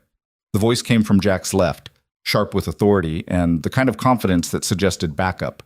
He risked a glance and saw Richard Moss, Isabella Lane's head of security, emerging from the crowd with his own weapon drawn, a SIG P226 that looked like a toy in his massive hands. Behind him came 2 more security officers, both armed, both looking competent, if not quite special forces caliber. The 3 men at the entrance hesitated, weapons still out but calculating new odds. 1 against 3 had been manageable. 4 against 3, with civilians in the crossfire and local law enforcement probably already en route, was a different equation entirely.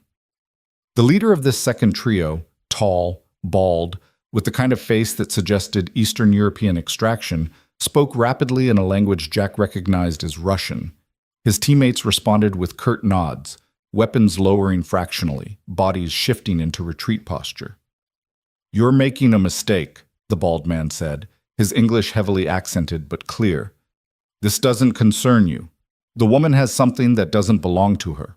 Walk away, and you live." Jack rose from his crouch, the SIG still trained on center mass, his body positioned between the armed men and Isabella Lane. "Can't do that." You're brave. Stupid, but brave. The bald man's eyes narrowed, cataloging details, and something shifted in his expression, recognition dawning like a sunrise. Wait, that ring. Let me see your ring. Jack's left hand was visible, wrapped around the cig's grip, and the silver tungsten ring caught the fractured light from the damaged chandelier above. The inscription was too small to read at this distance, but apparently the ring itself was enough. The bald man's face went pale. He took an involuntary step backward, weapon lowering completely, and spoke a single word in Russian that Jack didn't need to understand because the tone carried all the meaning necessary. Fear. Привидение, the man whispered. Ghost. The reaction rippled through the ballroom like electricity through water. The other two members of the bald man's team exchanged glances, their weapons dropping another few inches. Behind Jack, Richard Moss made a sound that was half gasp, half question. Even Isabella Lane, still crouched behind the podium with her expensive dress torn and her perfect hair disheveled, was staring at Jack with an expression that suggested her entire understanding of reality had just been violently restructured. That's not possible, the bald man continued, his Russian accent thickening with emotion. You're dead. We all saw the reports, the memorial. You died in the Hindu Kush. Jack said nothing. The ghost hadn't been a man who explained himself or justified his actions. The ghost was a weapon, pointed at problems that conventional forces couldn't solve, and weapons didn't negotiate. You worked for them, the bald man said, and his weapon was fully lowered now, hanging from a hand that had lost all tension. The ones who sent us here. You know what we are. You know what it means when they send people like us. Jack's expression didn't change, but inside pieces were clicking into place. The professional coordination, the military-grade weapons and tactics, the fact that these men knew his call sign, recognized a ring that only a very specific subset of the intelligence community would understand. This wasn't corporate espionage. This was wet work. And if the people who'd sent these operators were the same people Jack thought they were, then Isabella Lane had stumbled into something far more dangerous than patent theft or industrial sabotage. Call your handler, Jack said quietly. Tell them the ghost is active. Tell them if they want to pursue this contract, they can deal with me directly. The bald man's weapon was holstered now, his hands visible and empty in the universal gesture of non-aggression. He touched his collar mic, speaking rapidly in Russian, and Jack's rusty language skills caught fragments. Target compromised. Unknown element. Recommend abort. The response came through the man's earpiece, inaudible to anyone else. But Jack watched the color drain even further from the bald man's face. Whatever his handler had said, it had clearly been emphatic. We're leaving, the bald man announced, his voice carrying across the ballroom with the kind of authority that made even terrified civilians pause their fleeing. This contract is void. The woman lives. His eyes found Isabella Lane still crouched behind the podium. Consider yourself fortunate, Ms. Lane. You have a guardian angel, though I suspect he's more devil than divine. The three men backed toward the entrance, weapons holstered, moving with the kind of professional withdrawal that suggested they'd done this before. Missions that went sideways, operations that needed immediate exfiltration. They disappeared through the grand doors, and moments later, Jack heard the distinctive sound of a helicopter spinning up on the roof. The ballroom erupted. People who'd been frozen in terror suddenly found their voices. A cacophony of questions and accusations and demands for explanation. Cell phones emerged from pockets and purses, some calling 911, others filming everything for social media posterity. Richard Moss was barking orders into his radio, coordinating with his security team, trying to establish some semblance of control. And in the alcove by the service entrance, Ella Turner was standing on her bench, coloring books forgotten, her face streaming with tears as she watched her father with eyes that contained too much understanding for a 9-year-old child.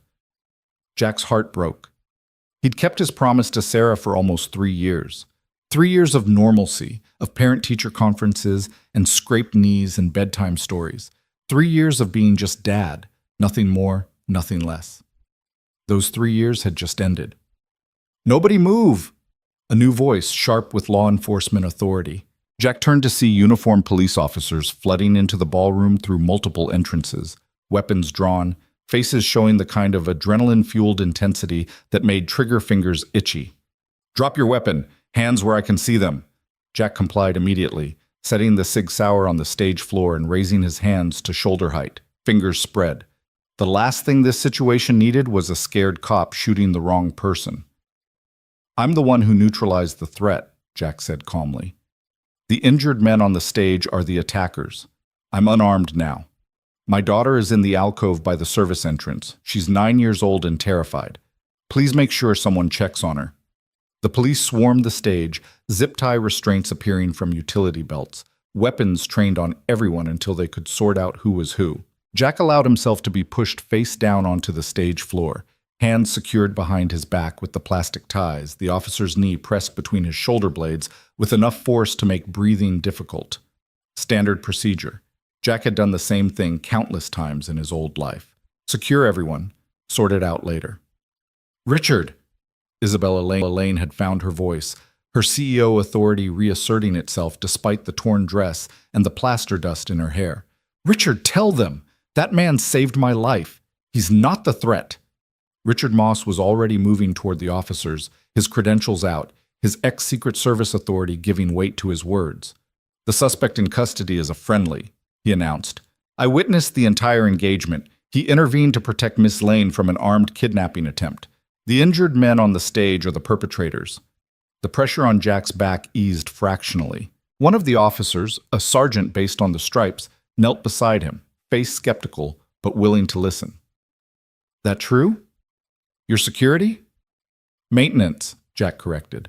I'm just the janitor, but I have prior training. Prior training, the sergeant repeated, his tone suggesting he recognized massive understatement when he heard it. Uh-huh. And what kind of prior training lets a janitor disarm 3 armed suspects and neutralize a hostage situation in under 10 seconds? Jack said nothing. The ghost didn't explain.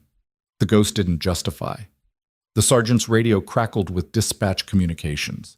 Units responding, ambulances en route, FBI field office notified because interstate kidnapping made this federal jurisdiction. The officer listened for a moment, then looked back at Jack with an expression that was equal parts respect and confusion. Dispatch is saying somebody just called in from a blocked number, said they're FBI counterterrorism, said there's an operative on scene who's on our side. The sergeant paused. Said his call sign is Ghost. That you? Jack's mind raced. Someone had made that call, someone with enough access to reach dispatch directly and enough authority to make police officers stand down. The people who'd sent the Russian operators? Possible, but unlikely. They'd want him arrested, questioned, identified. His old command structure? Also unlikely. Officially, Jack Turner didn't exist anymore, and the ghost had been dead for 12 years, which meant someone else was watching, someone who knew who Jack really was and had decided to intervene. That's me, Jack said, because sometimes you had to accept help even when you didn't understand where it came from. The zip-tie restraints were cut. Strong hands helped Jack to his feet. The sergeant extended a hand and Jack shook it, noting the way the officer's grip was firm but not challenging, the handshake of someone who recognized a fellow professional. Hell of a thing, the sergeant said. Hell of a thing. The ballroom was controlled chaos. Paramedics had arrived, triaging the injured. Target 3 with his cracked ribs and gunshot wounds. Target 2 clutching his shattered shoulder. Target 1 leaving a blood trail across the marble as he was loaded onto a stretcher. None of them would die, Jack knew. He'd been very precise about that. Dead men couldn't provide intelligence, couldn't be interrogated, couldn't give up the names of whoever had sent them. Isabella Lane was being checked by a paramedic, more for shock than physical injury, but her eyes never left Jack. She was calculating, assessing, trying to reconcile the invisible janitor with the man who'd moved like lightning and shot like a professional. Richard Moss approached Jack, his SIG P226 holstered now, his expression unreadable. We need to talk, he said quietly. Somewhere private. Now. But before Jack could respond, before he could navigate this new reality he'd just created, he heard the sound that overrode every tactical consideration, every strategic calculation, every instinct except one, a child crying. Daddy! Ella had broken free from whoever was supposed to be watching her, sprinting across the ballroom with her arms outstretched, tears streaming down her face. Jack caught her as she launched herself at him, her small body colliding with his chest with enough force to make him stagger. "You're bleeding," she sobbed into his shoulder. "Daddy, you're bleeding. There's blood on your shirt. Are you hurt? Are you—" "Not my blood, baby girl," Jack murmured, holding her tight, one hand cradling her head while the other wrapped around her back. "I'm okay. We're okay. I promise." But they both knew it was a lie, because everyone in this ballroom had just seen what Jack Turner really was. The videos were already uploading to social media, shaky footage of the janitor moving like a trained killer, of impossible shots fired with perfect accuracy, of professional operators backing down because they recognized a ring and a reputation. By morning, Jack's face would be everywhere. The questions would start. Who was he? Where had he come from? What kind of janitor knew how to neutralize armed suspects with the efficiency of a special forces operator? And eventually, inevitably, someone would dig deep enough to find the truth. "Sir?" A detective had approached, notebook in hand, face professionally neutral. "I'm going to need a statement. Full account of what happened here tonight, starting with your name." Jack met the detective's eyes, still holding Ella, and made a decision. He'd spent 12 years running from his past, building a wall between who he'd been and who he wanted to be. That wall had just collapsed, and there was no rebuilding it. "Jack Turner," he said. "I'm the building's maintenance supervisor. I was working the event when armed men entered and took Miss Lane hostage. I intervened." The detective scribbled notes. "And your prior training? The sergeant mentioned you have experience." "Military," Jack said, which was technically true. "Infantry. Deployed overseas long time ago." More notes. "Infantry," the detective repeated, skepticism clear in his tone. "Right. And infantry training includes advanced close-quarters combat, precision shooting under stress, and tactical assault procedures?" "Some of us paid attention in basic training," Jack said mildly. The detective's expression suggested he knew he was being fed a line, but didn't have the ammunition to challenge it yet. "Uh-huh. Well, Mr. Turner, you should know that the FBI is going to want to talk to you, and probably Homeland Security, and definitely the district attorney's office, since there are 3 men on their way to the hospital with gunshot wounds, and you're the one who shot them." "Self-defense," Richard Moss interjected, moving to stand beside Jack. "And defense of others. Clear-cut case. I witnessed the entire incident, and I'll testify that Mr. Turner's actions were proportional, necessary, and saved lives."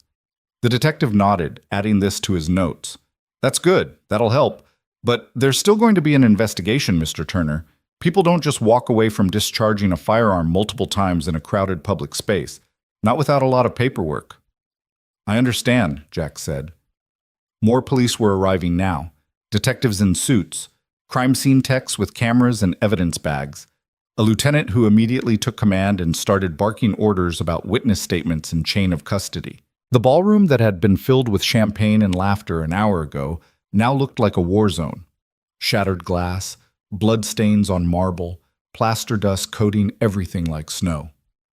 Isabella Lane had finished with the paramedics and was making her way toward Jack, Richard Moss moving protectively at her side. Up close, Jack could see the fear in her eyes, the tremor in her hands that she was trying to control.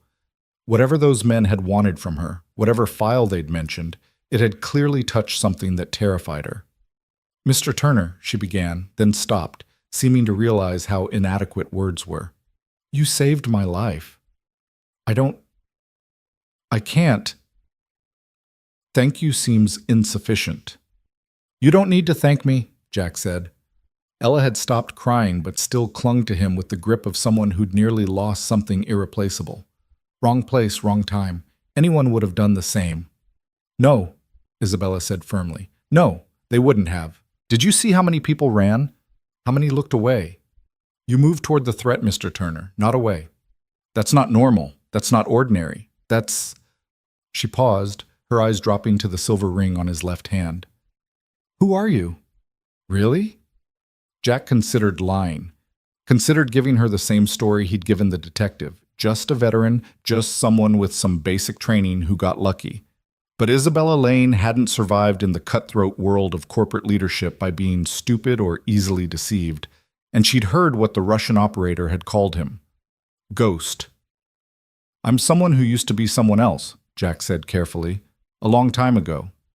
Another life. The Hindu Kush, Isabella said, and Jack's blood went cold. She'd heard more of the conversation than he'd realized. That man said you died in the Hindu Kush. He recognized your ring. He called you. Don't, Jack interrupted, his voice sharper than he intended. Please. Whatever you heard, whatever you think you know, it's better if you forget it, for your safety and mine. Isabella studied him for a long moment, her CEO instincts clearly warring with her human curiosity. Finally, she nodded. Okay, for now. But Mr. Turner, those men weren't random criminals. They knew things about me, about something I supposedly took. And they were professional enough that seeing your ring, made them abort a mission. That suggests connections, resources, organization. I know, Jack said quietly, which means they might come back, or send others. And while I have excellent security, she glanced at Richard Moss, I don't have someone who can do what you just did. Jack saw where this was going and shook his head. Miss Lane, I appreciate the implied offer, but I'm not that person anymore. I'm a janitor, a single father. I just want to take my daughter home and forget this night ever happened. Daddy? Ella's voice was small, muffled against his shoulder. Are the bad men gone? They're gone, baby girl, Jack assured her. All gone.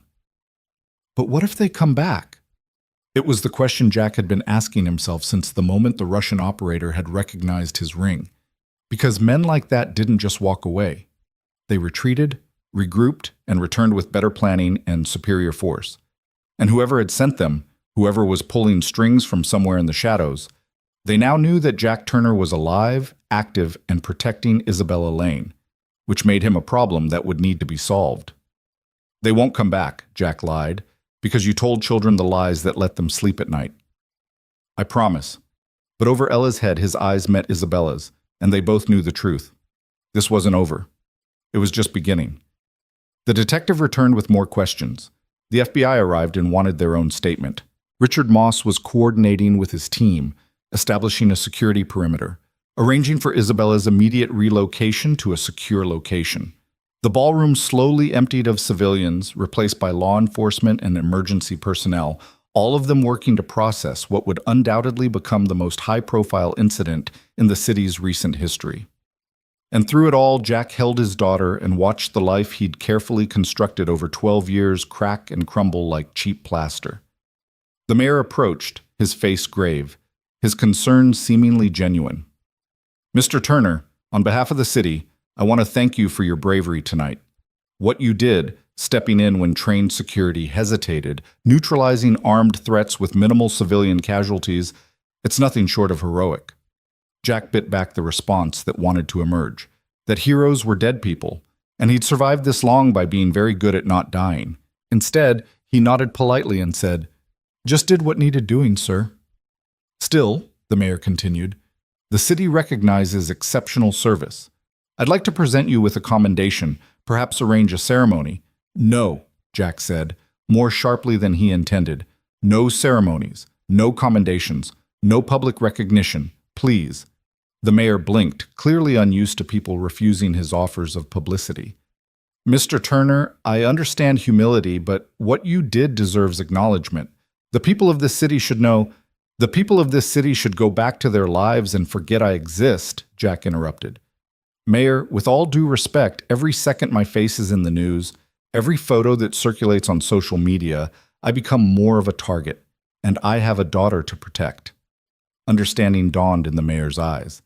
Of course, you're right.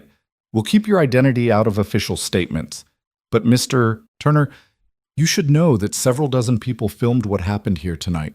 Those videos are probably already viral. Your anonymity might not be something we can preserve. Jack had already accepted that reality.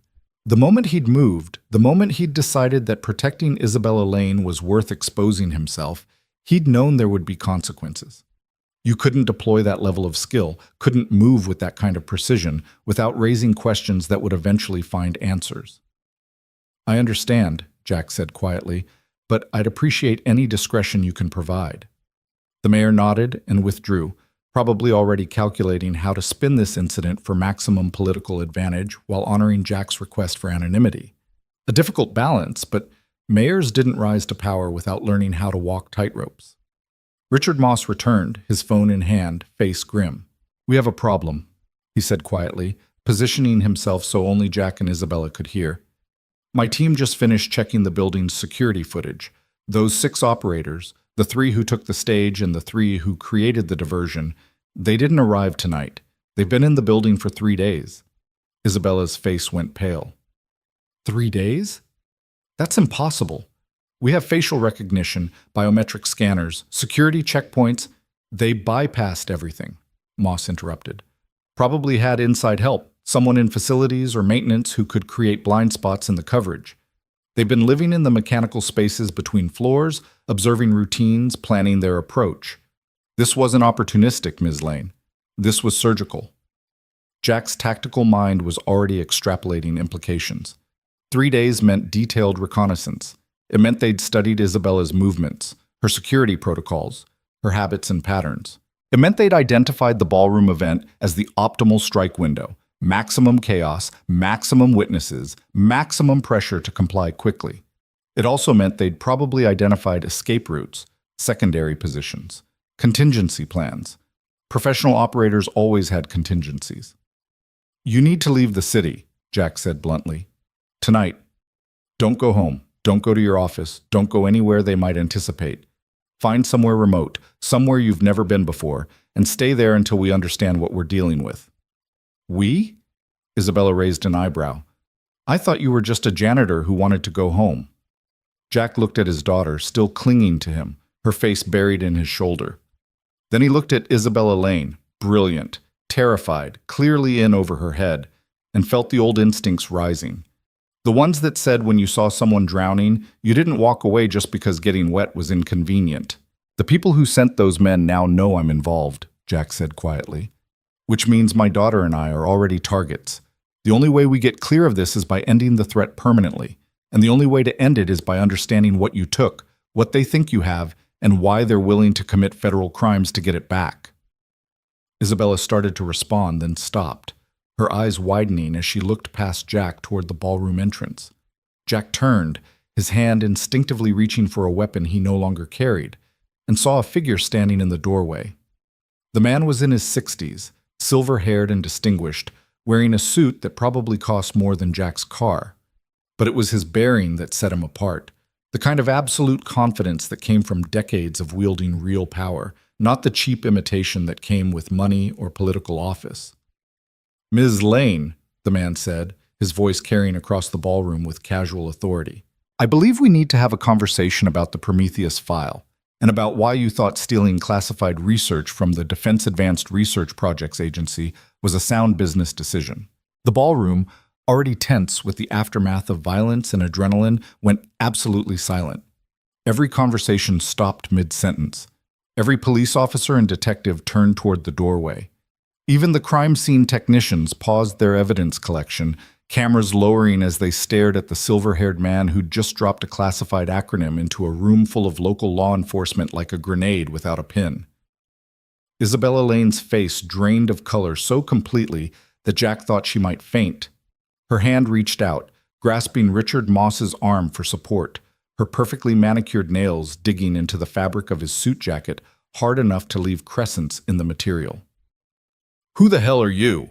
Richard demanded, his hand moving toward his holstered weapon with the kind of casual readiness that suggested he was 3 seconds from drawing it. The silver-haired man smiled, but the expression held no warmth. He reached into his jacket pocket, moving slowly, deliberately, giving everyone time to see that he wasn't reaching for a weapon, and produced a leather credential case. He flipped it open, holding it up so the federal badge caught the fractured light from the damaged chandeliers. "Deputy Director Marcus Webb, Defense Intelligence Agency," he announced, his voice carrying the kind of authority that made even the senior police lieutenant straighten unconsciously. "This incident is now under federal jurisdiction. I'm going to need everyone without a security clearance above top secret to clear the room. That includes local law enforcement." The police lieutenant, a man named Reeves, according to his name tag, stepped forward, his jaw set. With all due respect, sir, this is an active crime scene. Multiple felonies occurred here tonight, including attempted kidnapping, assault with deadly weapons, and discharge of firearms in a public space. I'm not clearing my people until I understand what authority gives you the right to supersede a local investigation. Webb's smile widened fractionally. The authority of national security, Lieutenant. The Prometheus file Ms. Lane stole, and yes, we have proof of the theft, including digital forensics and testimony from 3 different whistleblowers inside Sterling Enterprises, contains classified research into next-generation weapons systems. Research that, if it fell into the wrong hands, could compromise American military superiority and endanger lives around the world. He paused, letting that sink in, his eyes moving across the room to make sure everyone understood the gravity of what he was saying. So when I say this is federal jurisdiction, what I mean is that your crime scene, your investigation, and your suspects are all now matters of national security.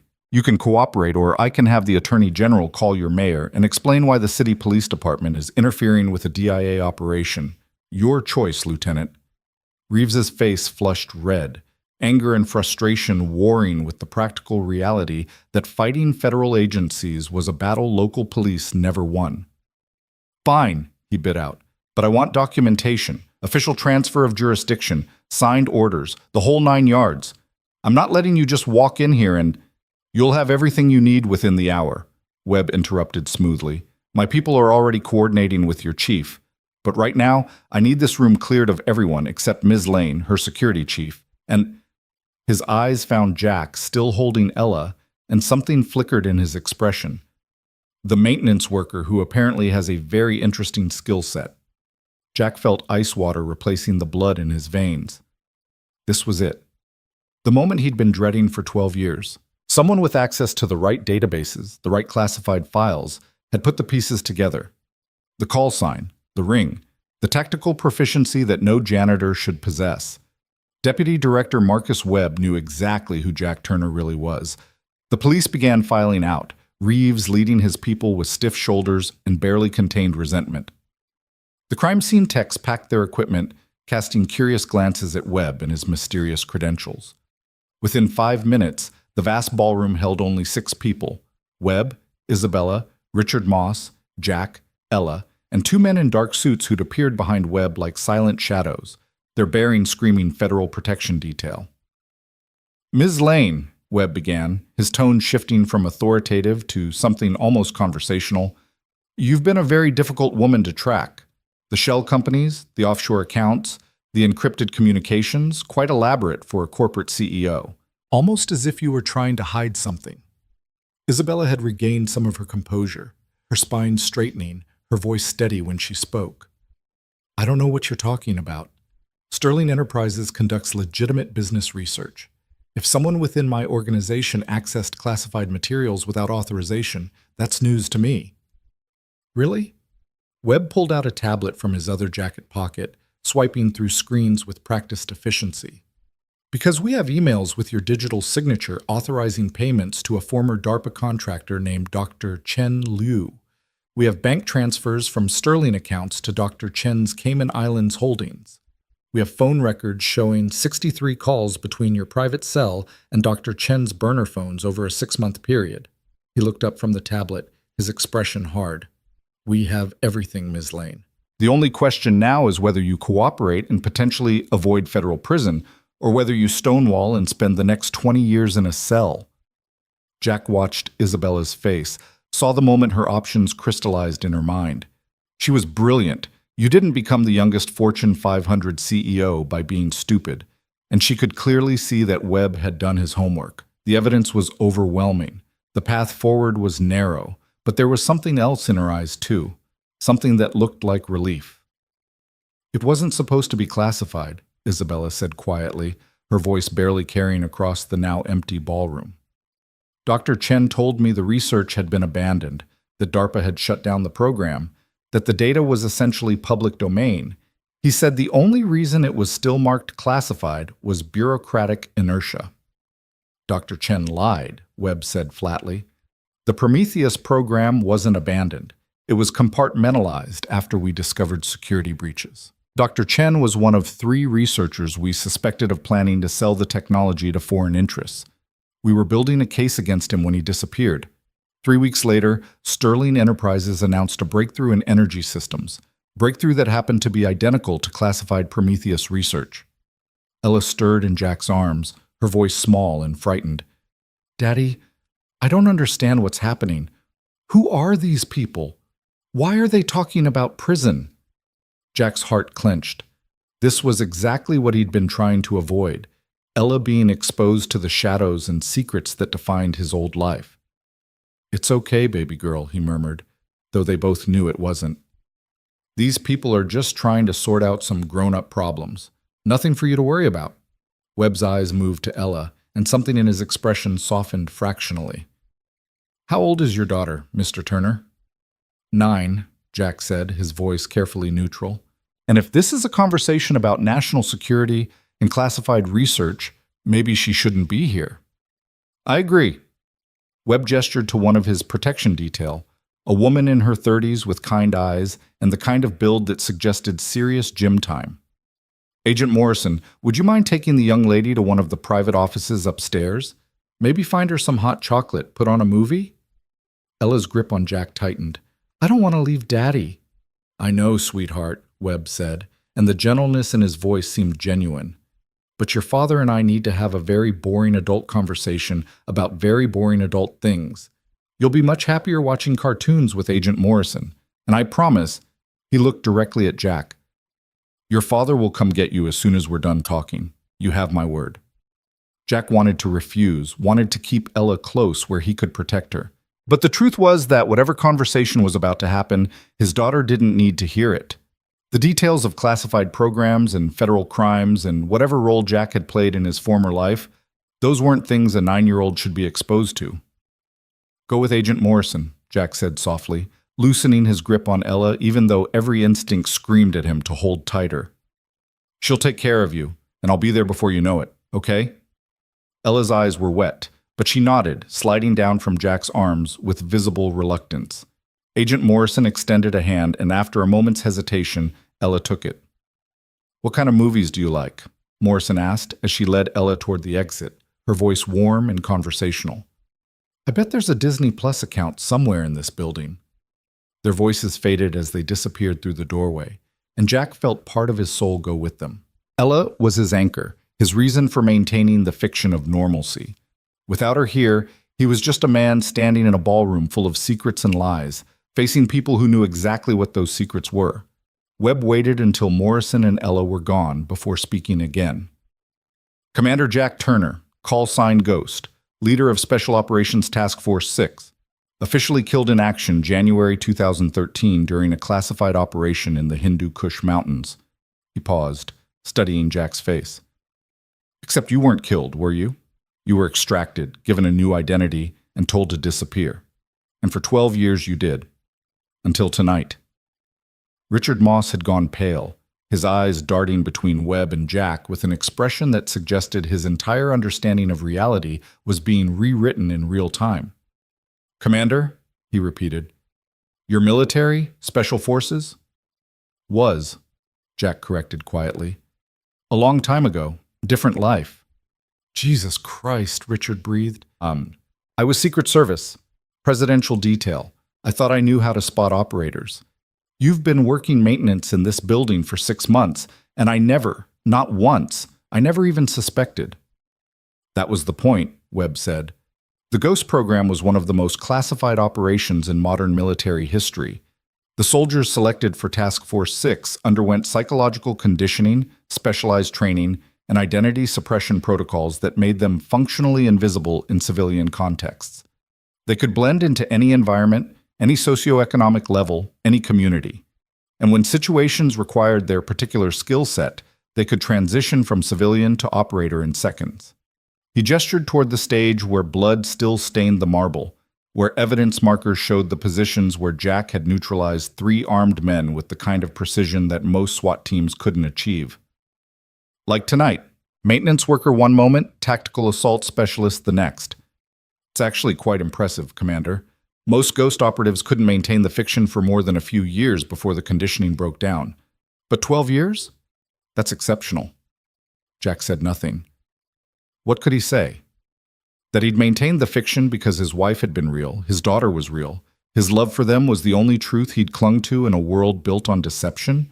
That the conditioning hadn't broken down because he'd never wanted to be the ghost again? Isabella was staring at him with an expression that mixed awe and fear in equal measure. "You're a government assassin," she said, her voice hollow. "The janitor I barely noticed for 6 months is a trained killer who—" "What? How many people have you—" "0, Jack interrupted. Task Force 6 had a perfect record.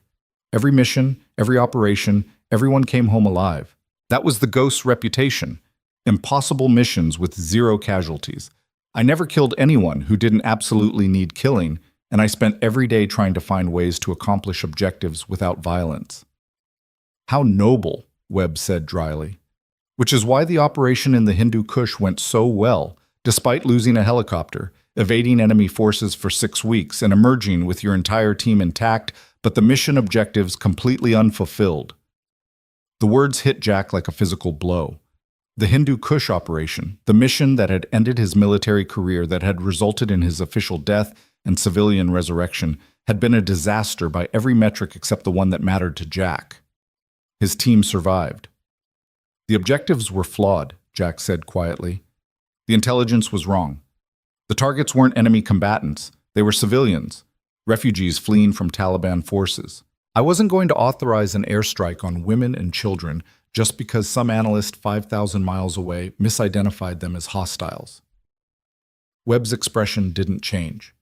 And that decision, that unauthorized deviation from mission parameters, cost the United States strategic intelligence that could have prevented 3 terrorist attacks in the following year, attacks that killed 47 people, including 2 Americans.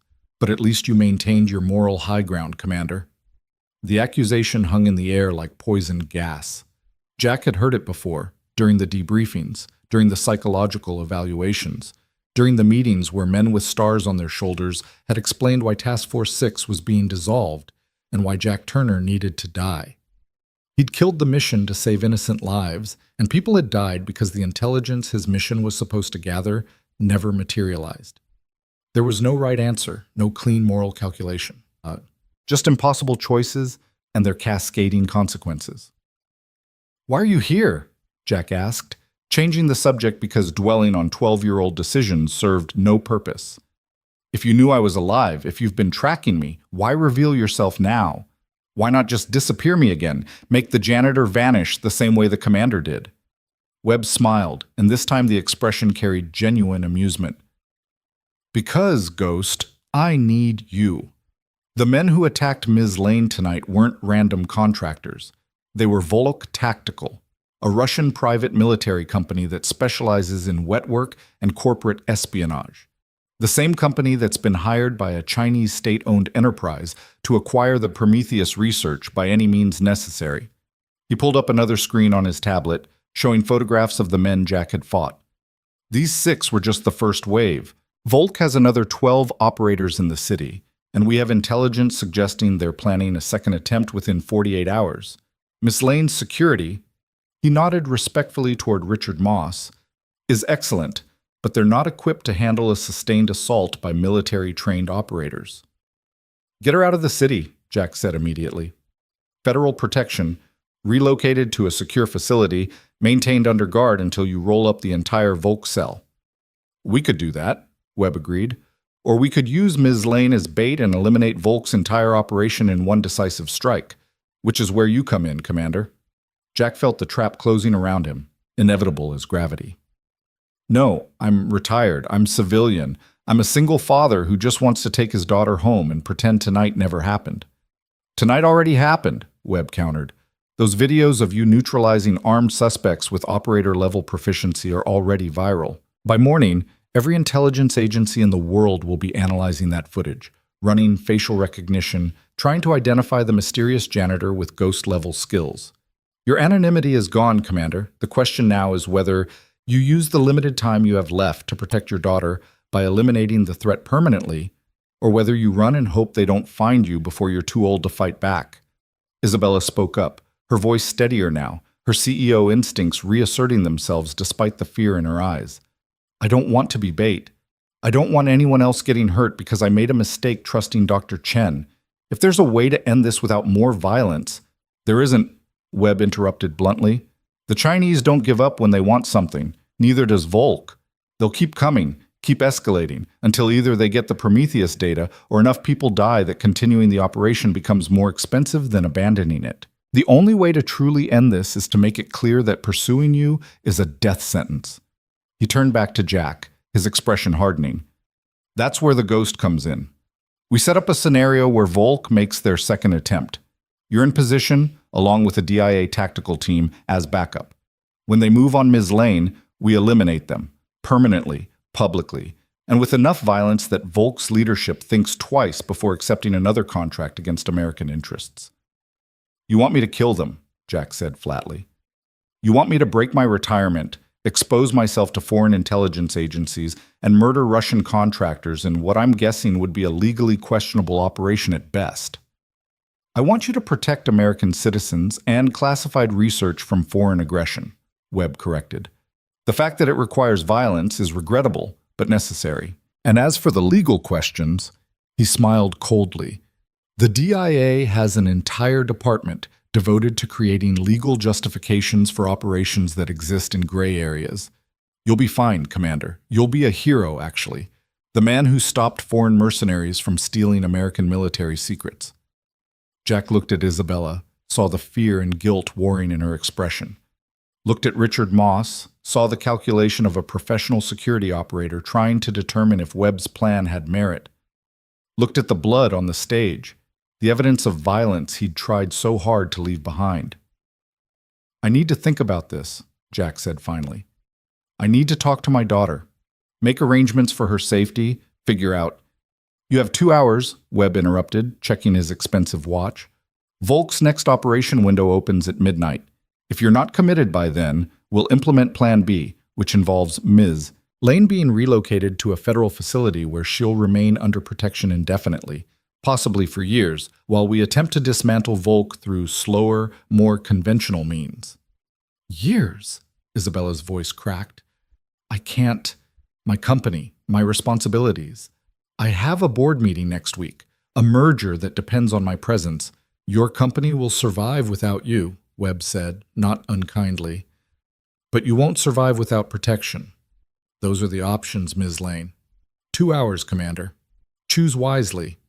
He gestured to his remaining protection detail, a man built like a linebacker with cold eyes that had clearly seen significant violence.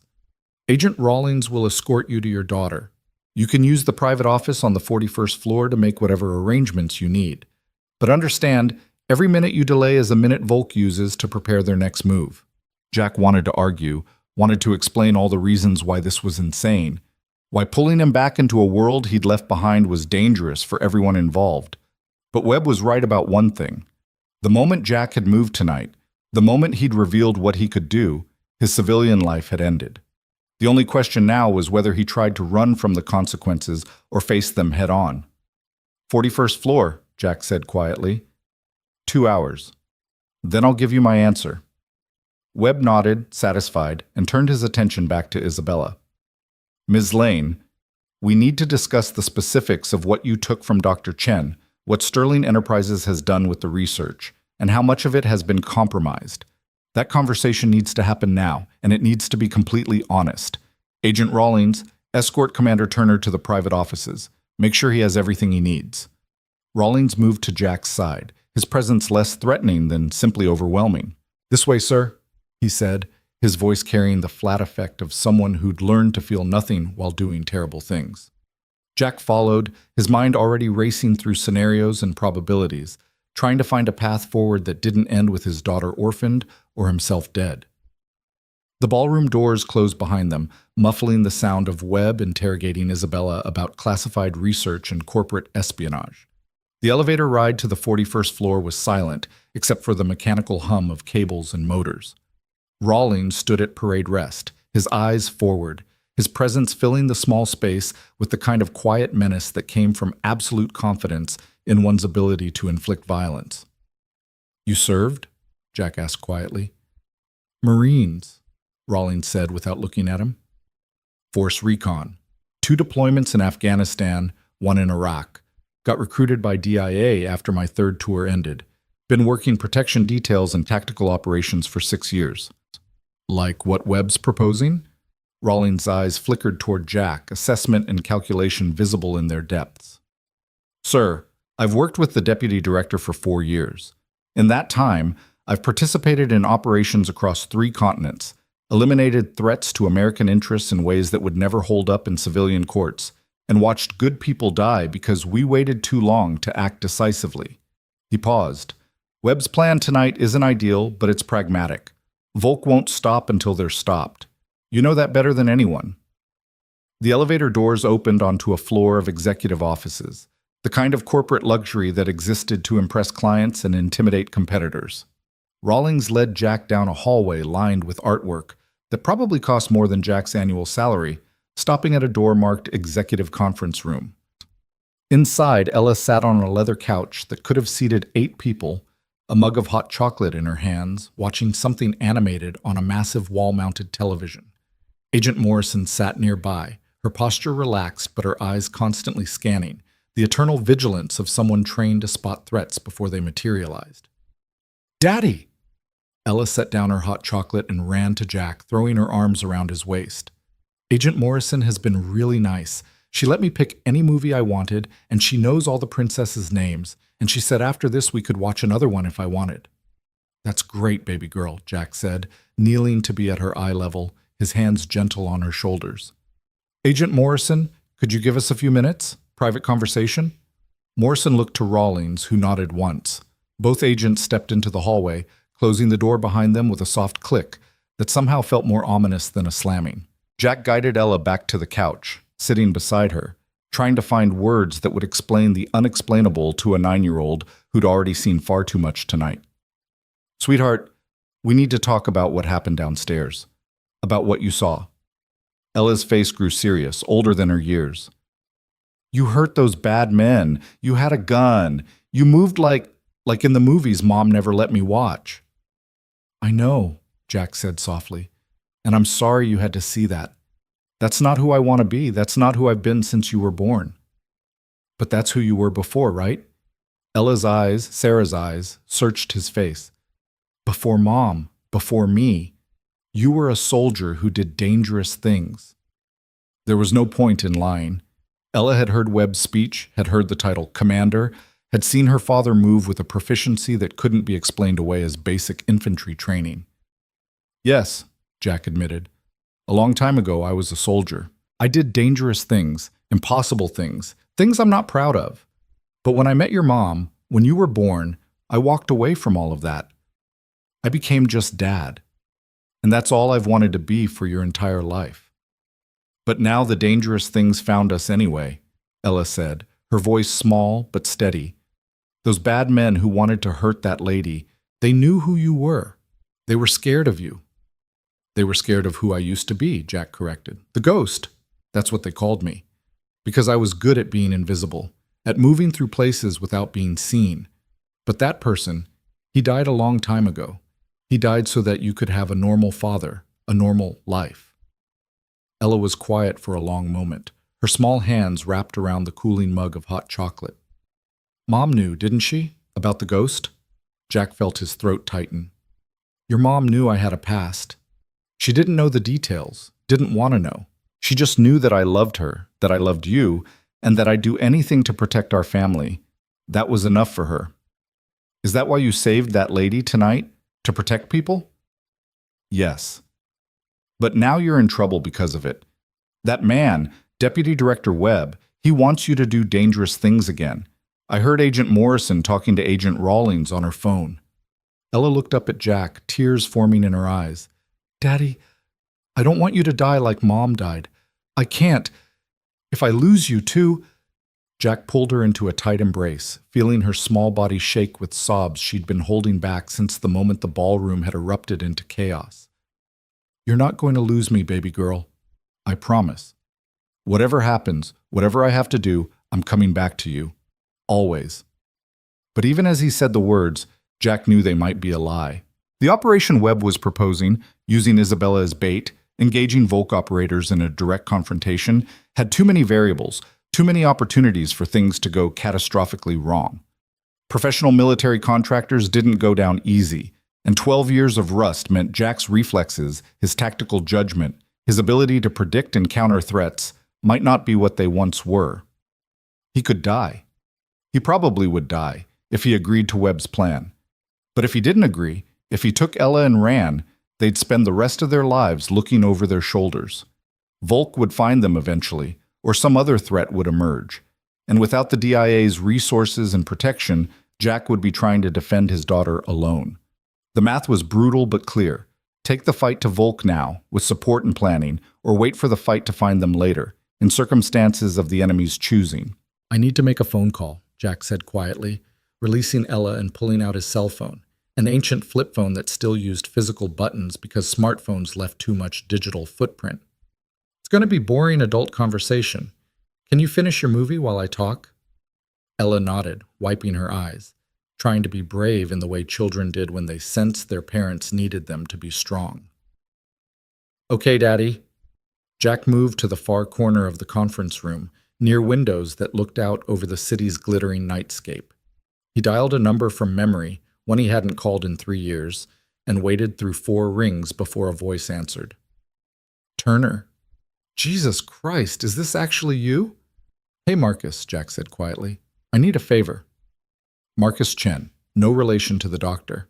Chen, who'd stolen classified research, had been Task Force 6's intelligence specialist, the man who'd kept them alive through impossible missions with his ability to predict enemy movements and identify escape routes.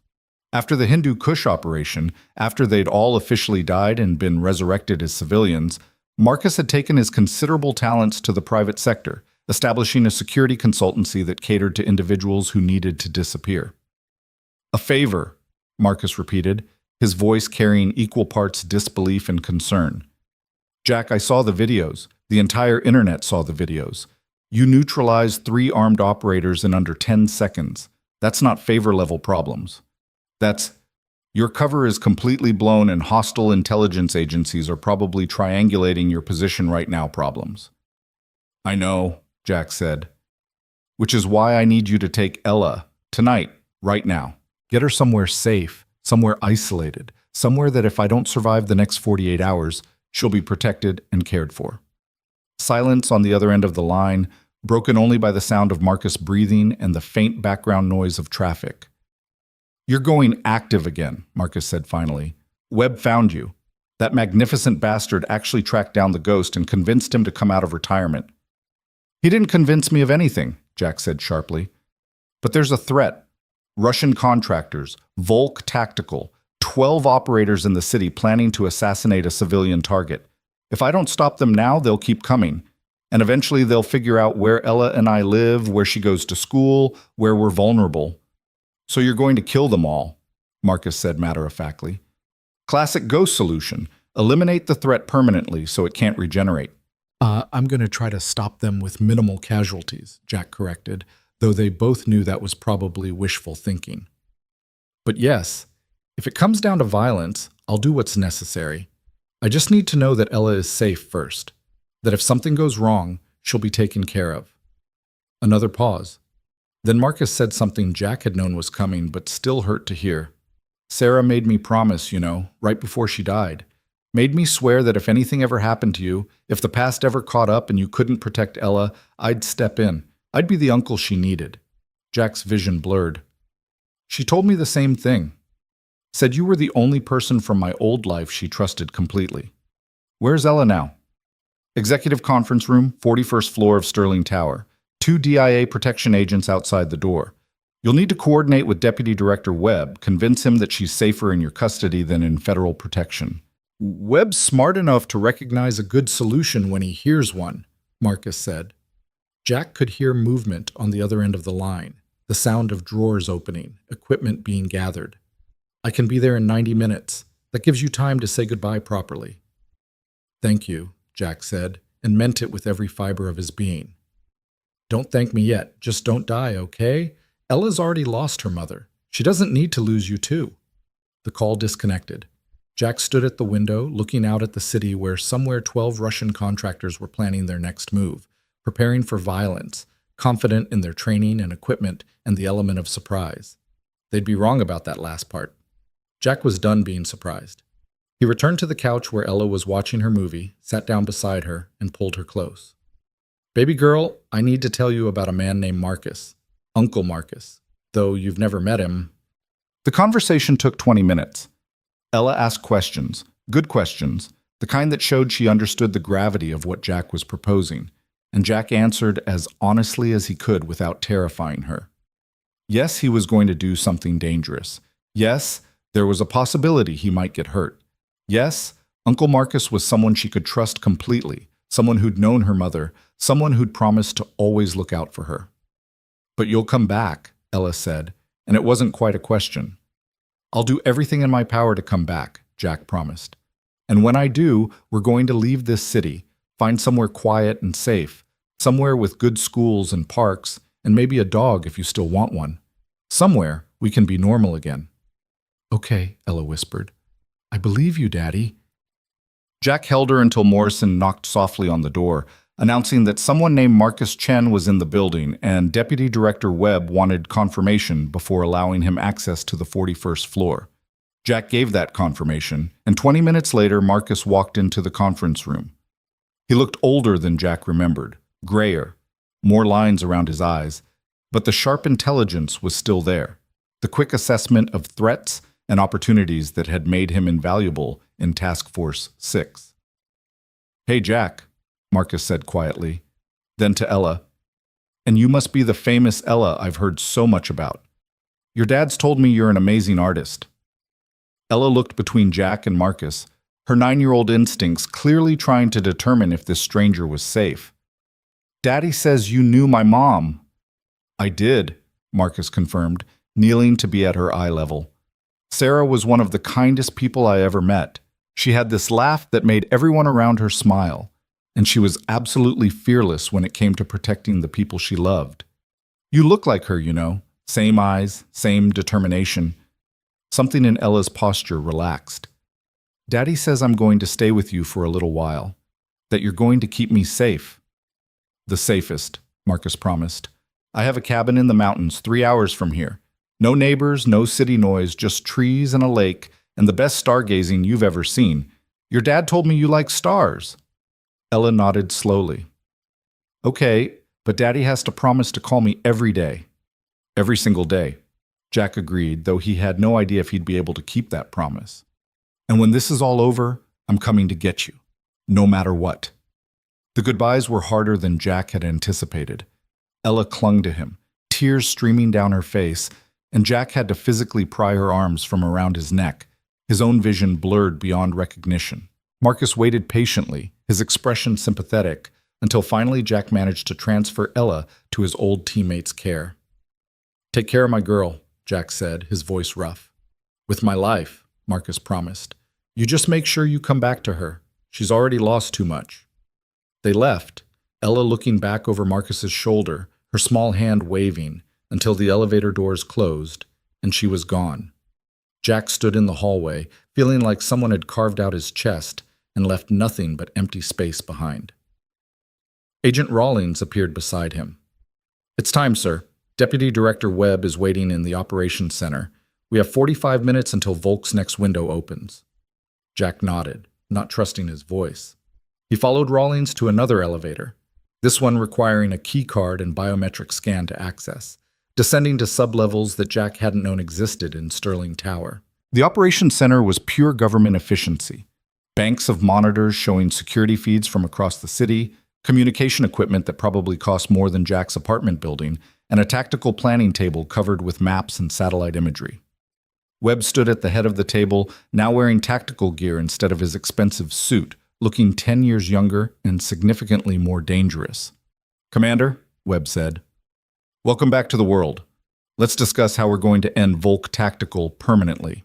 The tactical planning table glowed with overlaid satellite imagery, street maps, and real-time tracking data that painted a picture of a city unaware it was hosting a shadow war. Webb's finger traced routes on the illuminated surface, marking positions with the casual expertise of someone who'd planned hundreds of operations just like this one. Volk's remaining operators are staged in 3 locations, Webb began, his voice all business now, the silver-haired diplomat replaced by the tactical commander he'd once been. 4 men in a warehouse in the industrial district, 4 more in a luxury apartment overlooking the harbor, and the final 4 maintaining mobile surveillance positions. They're compartmentalized. If one cell is compromised, the others can continue operations independently. Jack studied the map, his mind automatically calculating sight lines, escape routes, choke points. 12 years might have passed, but tactical analysis was like breathing, once learned, impossible to forget. You're tracking them how? Electronic surveillance, human intelligence? Both, Webb said. NSA gave us access to their cell tower data after tonight's incident qualified as domestic terrorism. We've identified the burner phones Volk's using, traced their communication patterns, and isolated their probable staging areas. The apartment is confirmed. We have eyes on it right now. Thermal imaging shows 4 heat signatures. The warehouse is 90% certain based on vehicle movements and purchases made at a nearby tactical supply store. And the mobile units?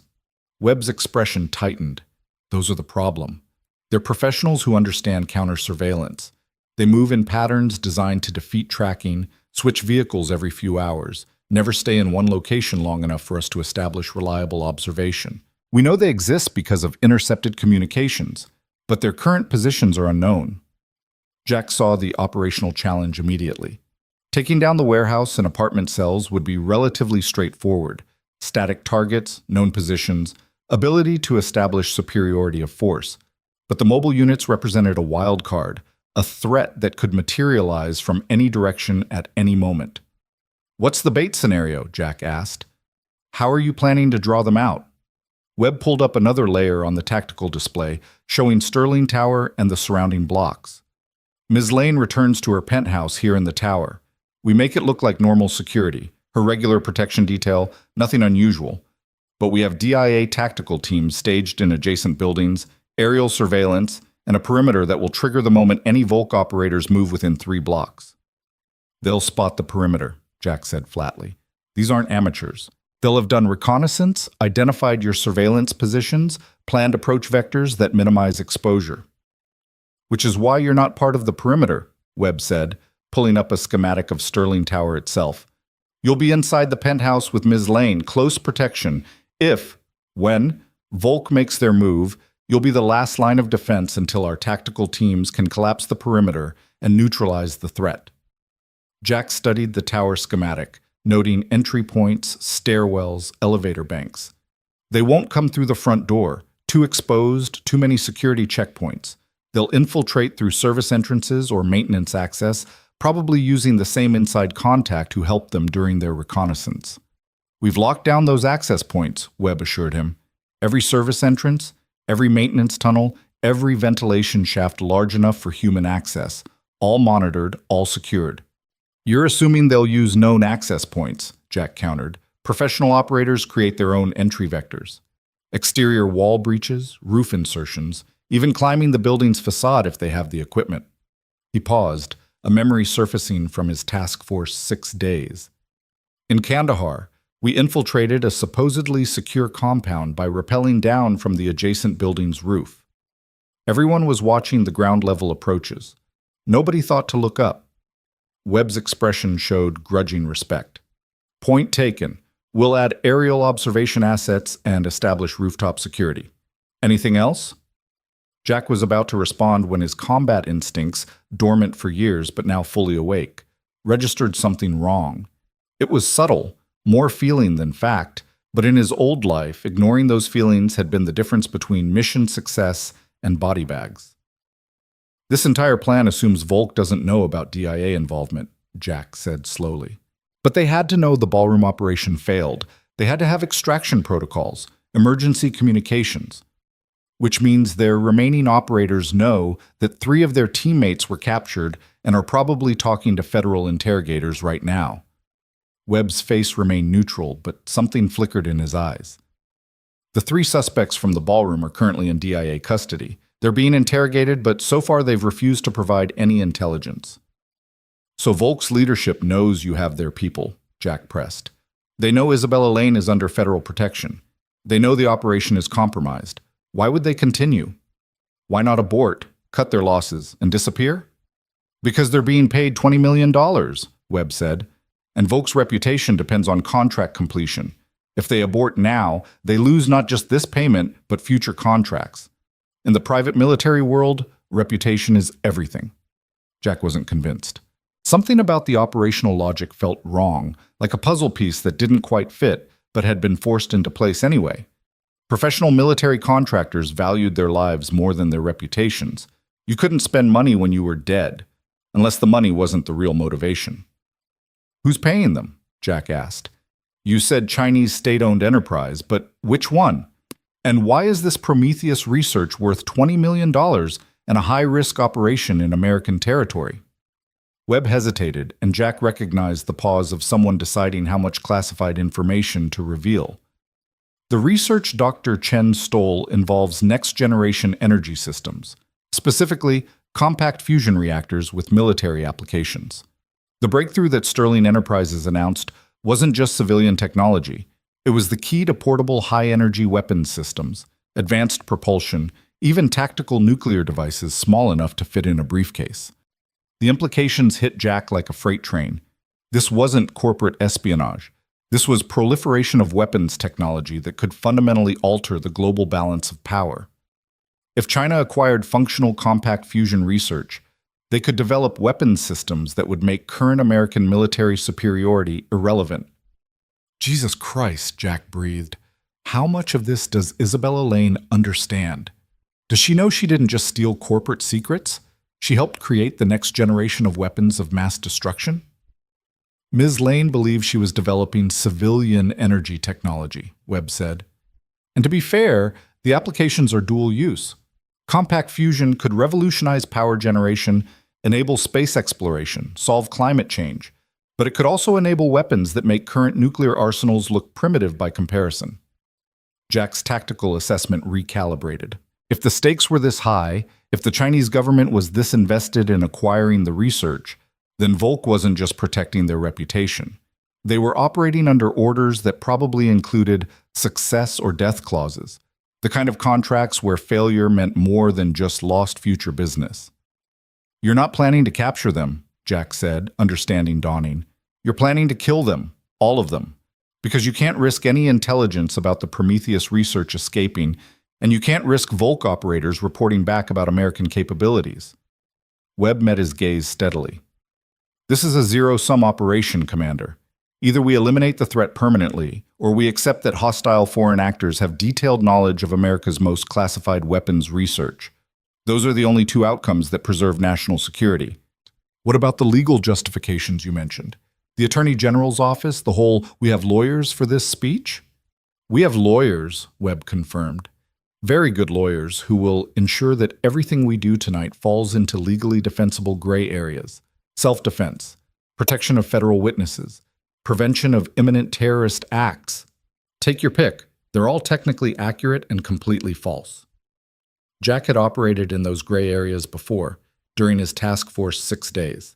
Missions where the official record bore no resemblance to what actually happened, where enemy combatants died in ways that couldn't be traced back to American operators, where success was measured in problems that quietly disappeared rather than headlines that loudly celebrated. He'd walked away from that world because Sarah had shown him there was another way to live, another way to measure success and honor and worth.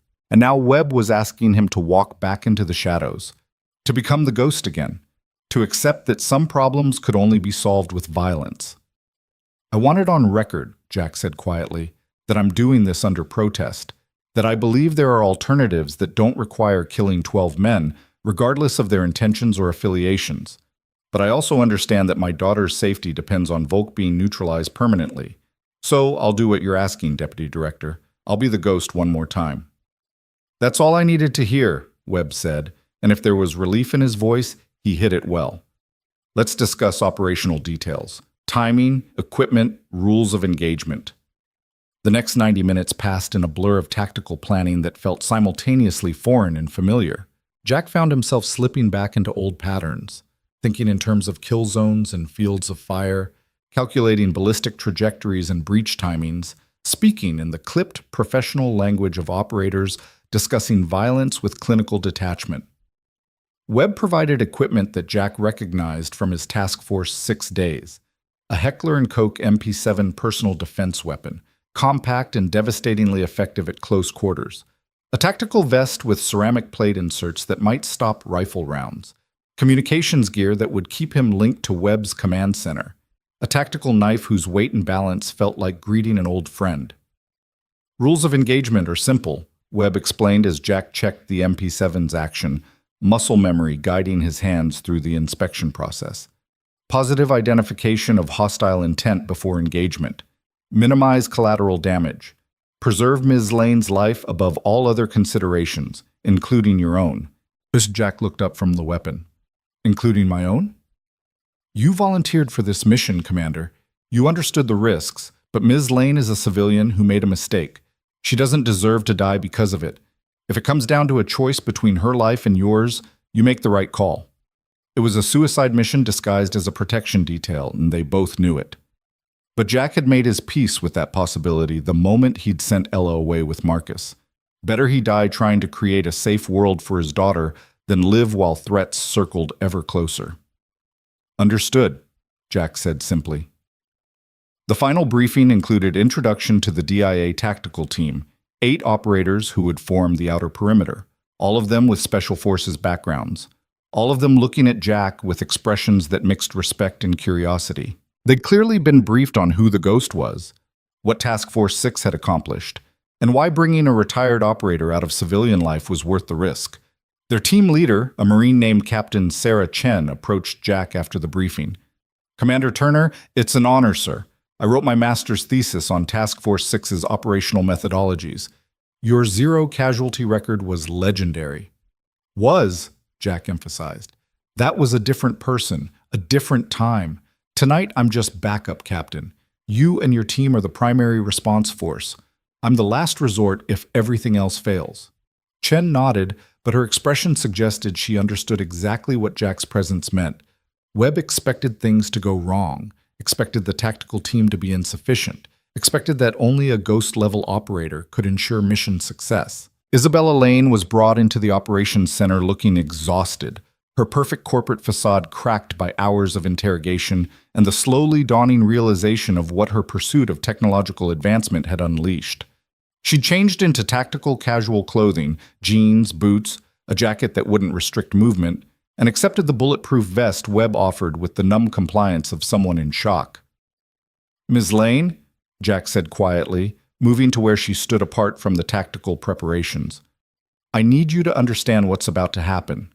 We're using you as bait to draw out Volk's remaining operators. There's a significant possibility that they'll breach the penthouse security. When that happens, your only job is to do exactly what I tell you, immediately, without question. Can you do that? Isabella's eyes focused on him, and he saw steel beneath the exhaustion. I built a Fortune 500 company from nothing, Mr. Turner. I'm not some helpless damsel who'll freeze when things get difficult. If you tell me to run, I run. If you tell me to hide, I hide. If you tell me to fight, I'll grab whatever weapon is available and fight. Just keep me alive long enough to fix the mistake I made trusting Dr. Chen. Jack respected that answer. The best way you can help me keep you alive is by not being brave. Bravery gets civilians killed. Smart compliance keeps them breathing. When things start happening, and they will happen fast, your instinct will be to freeze, to try to understand what's occurring. Ignore that instinct. Move first, understand later. Got it, Isabella said. Move first, understand later. Webb called them over to the tactical table one final time. It's 11:47 p.m. Volk's operational window opens in 13 minutes. Miss Lane, you're heading up to your penthouse now, along with Commander Turner and 2 members of your regular security detail. Everyone maintains normal procedures. You're exhausted from a difficult day, heading home, nothing unusual. Captain Chen's team is already in position in adjacent buildings. Aerial surveillance is active. We have every advantage except knowing exactly when and where Volk will strike. Any intelligence from the captured operators? Jack asked. They're still refusing to talk, Webb admitted. But we did recover encrypted communication devices. NSA is working on breaking the encryption, but so far, no luck. We're operating under the assumption that Volk knows we're waiting for them and has adjusted their tactics accordingly, which meant whatever was coming would be unexpected, creative, and probably more violent than the ballroom assault. Volk's leadership would have analyzed what went wrong the first time, would have identified Jack as the variable that disrupted their operation, and would be planning accordingly. "Let's move," Webb said. "And Commander, Sarah made you promise to give Ella a normal life. Make sure you survive tonight to keep that promise." The trip up to Isabella's penthouse felt surreal. Riding a private elevator with bulletproof glass, passing through security checkpoints that included retinal scans and biometric verification, entering a living space that occupied the entire top floor of Sterling Tower with 360-degree views of the city lights. Isabella's regular security detail, 2 competent professionals named Rodriguez and Thompson, took positions by the main entrance, their awareness heightened but their demeanor professional. They'd been briefed on the situation, knew they were bait in a trap designed to catch Russian military contractors, and had volunteered for duty despite the risks. Jack moved through the penthouse, checking sight lines and cover positions with the automatic thoroughness of his training. Floor-to-ceiling windows offered spectacular views but zero tactical advantage. They were just expensive backstops for any rounds that missed their targets. The furniture was designer quality, but fragile, nothing that would stop bullets or provide meaningful concealment. The kitchen area had a granite counter that might offer some protection, but the layout was open concept, designed for entertaining rather than defense. "Your penthouse is a tactical nightmare," Jack informed Isabella, who'd collapsed onto a leather sofa that probably cost more than a car. "No choke points, minimal cover, too many access vectors. If I were planning an assault on this location, I'd rate it as ideal for attackers, terrible for defenders." "I'll keep that in mind when I'm redecorating," Isabella said dryly. "Assuming I survive long enough to redecorate." Jack's communications earpiece crackled to life. "Ghost, this is Overwatch," Webb's voice came through clearly despite the encryption. "All teams report ready. Perimeter is established. We have visual confirmation on the warehouse cell, 4 operators loading equipment into a van. Apartment cell remains static. Mobile units still unaccounted for." "Copy Overwatch," Jack responded, feeling the old combat calm settling over him like a familiar coat. His heart rate was steady, his breathing controlled, his mind clear of everything except tactical considerations. "Be advised, the primary location has minimal defensive advantages. Recommend repositioning more assets closer to the building." "Negative, Ghost. Moving assets now would tip our hand. Maintain position and stand by." Time passed with the peculiar distortion of pre-combat waiting. Minutes felt like hours. Every sound amplified, every shadow potentially hostile. Rodriguez and Thompson maintained their positions with professional discipline, but Jack could see the tension in their shoulders, the way their hands stayed close to their weapons. Isabella had stopped pretending to relax, sitting upright on the sofa, her eyes moving between Jack and the penthouse entrance. "How many operations like this have you done?" she asked quietly. "Waiting for violence you know is coming but can't prevent?" "More than I can count," Jack said. "Less than I'd like to remember." "Do you get scared before it starts?" Jack considered lying, offering some platitude about training overcoming fear. But Isabella deserved honesty, especially if these were potentially her final hours. Every single time. Fear is what keeps you alive. It sharpens your reflexes, heightens your awareness, makes you take threats seriously. The soldiers who claim they never feel fear are either lying or dangerously unstable. The trick isn't eliminating fear. It's controlling it, using it, not letting it control you. Before Isabella could respond, Webb's voice exploded through the communications channel. All units. Warehouse cell is mobile, heading towards Sterling Tower. ETA 12 minutes. Apartment cell is also moving. This is not a drill. Ghost, you have incoming hostiles, multiple vectors, estimated 8 to 12 operators. Rules of engagement are now active." Jack's body responded before his conscious mind finished processing, moving toward Isabella with fluid economy. "Time to move. Kitchen, behind the granite counter, stay low and stay quiet." Isabella complied instantly, her earlier promise of smart compliance proving accurate. She moved fast but controlled, getting into position while Jack established his primary defensive position near the main entrance, giving him overlapping fields of fire that covered both the door and the service entrance that led to the building's mechanical spaces. "Rodriguez, Thompson, tighten your positions," Jack ordered. "They're going to come hard and fast. Your job is to slow them down, force them into kill zones, and survive long enough for the tactical teams to arrive. Do not try to be heroes." Both men acknowledged with curt nods, checking their weapons, settling into defensive stances that suggested competence if not quite special forces level proficiency. Webb's voice provided continuous updates. "Warehouse cell ETA 9 minutes. Apartment cell ETA 11 minutes. Aerial surveillance has visual on both vehicles. Still no contact with mobile units. Ghost, be advised they could already be in the building." Jack's instincts were screaming now, that primitive warning system that had kept him alive through too many impossible situations. Something was wrong with this scenario. The timing was too perfect, the approach too obvious. Professional operators didn't announce their arrival like this, didn't move in vehicles that could be tracked by satellite surveillance, unless they wanted to be tracked. "Overwatch, Ghost," Jack said urgently. "I think we're missing something. The warehouse and apartment cells are a diversion. The real threat is already in the building, the mobile units we couldn't track. They've been here the whole time, waiting for us to focus on the obvious approaches." Webb's pause lasted 3 heartbeats, an eternity in tactical time. "Explain your reasoning, Ghost." "Volk knows we captured 3 of their operators. They know those operators will eventually talk, providing intelligence on Volk's methods and capabilities. The smart play isn't to send more operators through approaches we're obviously watching. The smart play is to sacrifice the cells we can track while the operators we can't track achieve the objective." "You're suggesting the warehouse and apartment cells are bait?"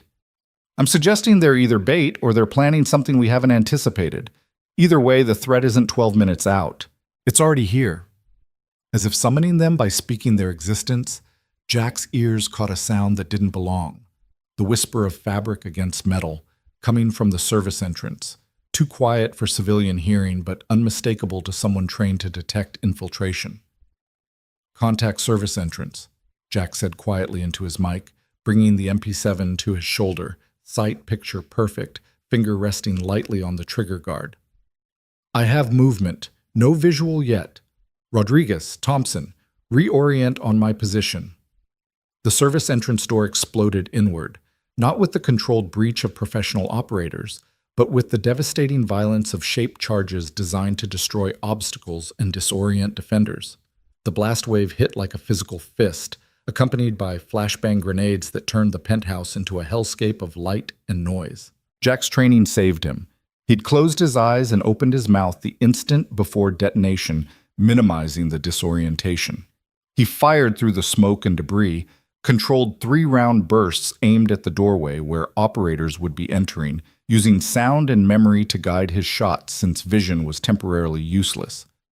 He heard the distinctive sound of bullets hitting body armor, heard someone grunt in pain, heard boots on marble as figures moved through the breach with professional coordination.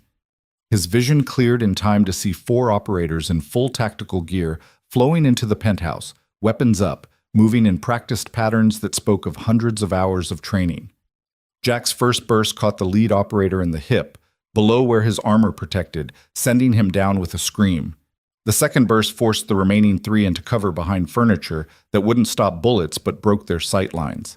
Rodriguez and Thompson were firing now too, their weapons adding to the chaos, but they were out of position and their shots went wide. One of the Volk operators, a woman with ice-cold eyes visible through her tactical mask, put a precise burst into Thompson's center mass. His armor caught most of it, but the impact sent him stumbling backward, gasping for air. Jack moved, because staying still meant dying.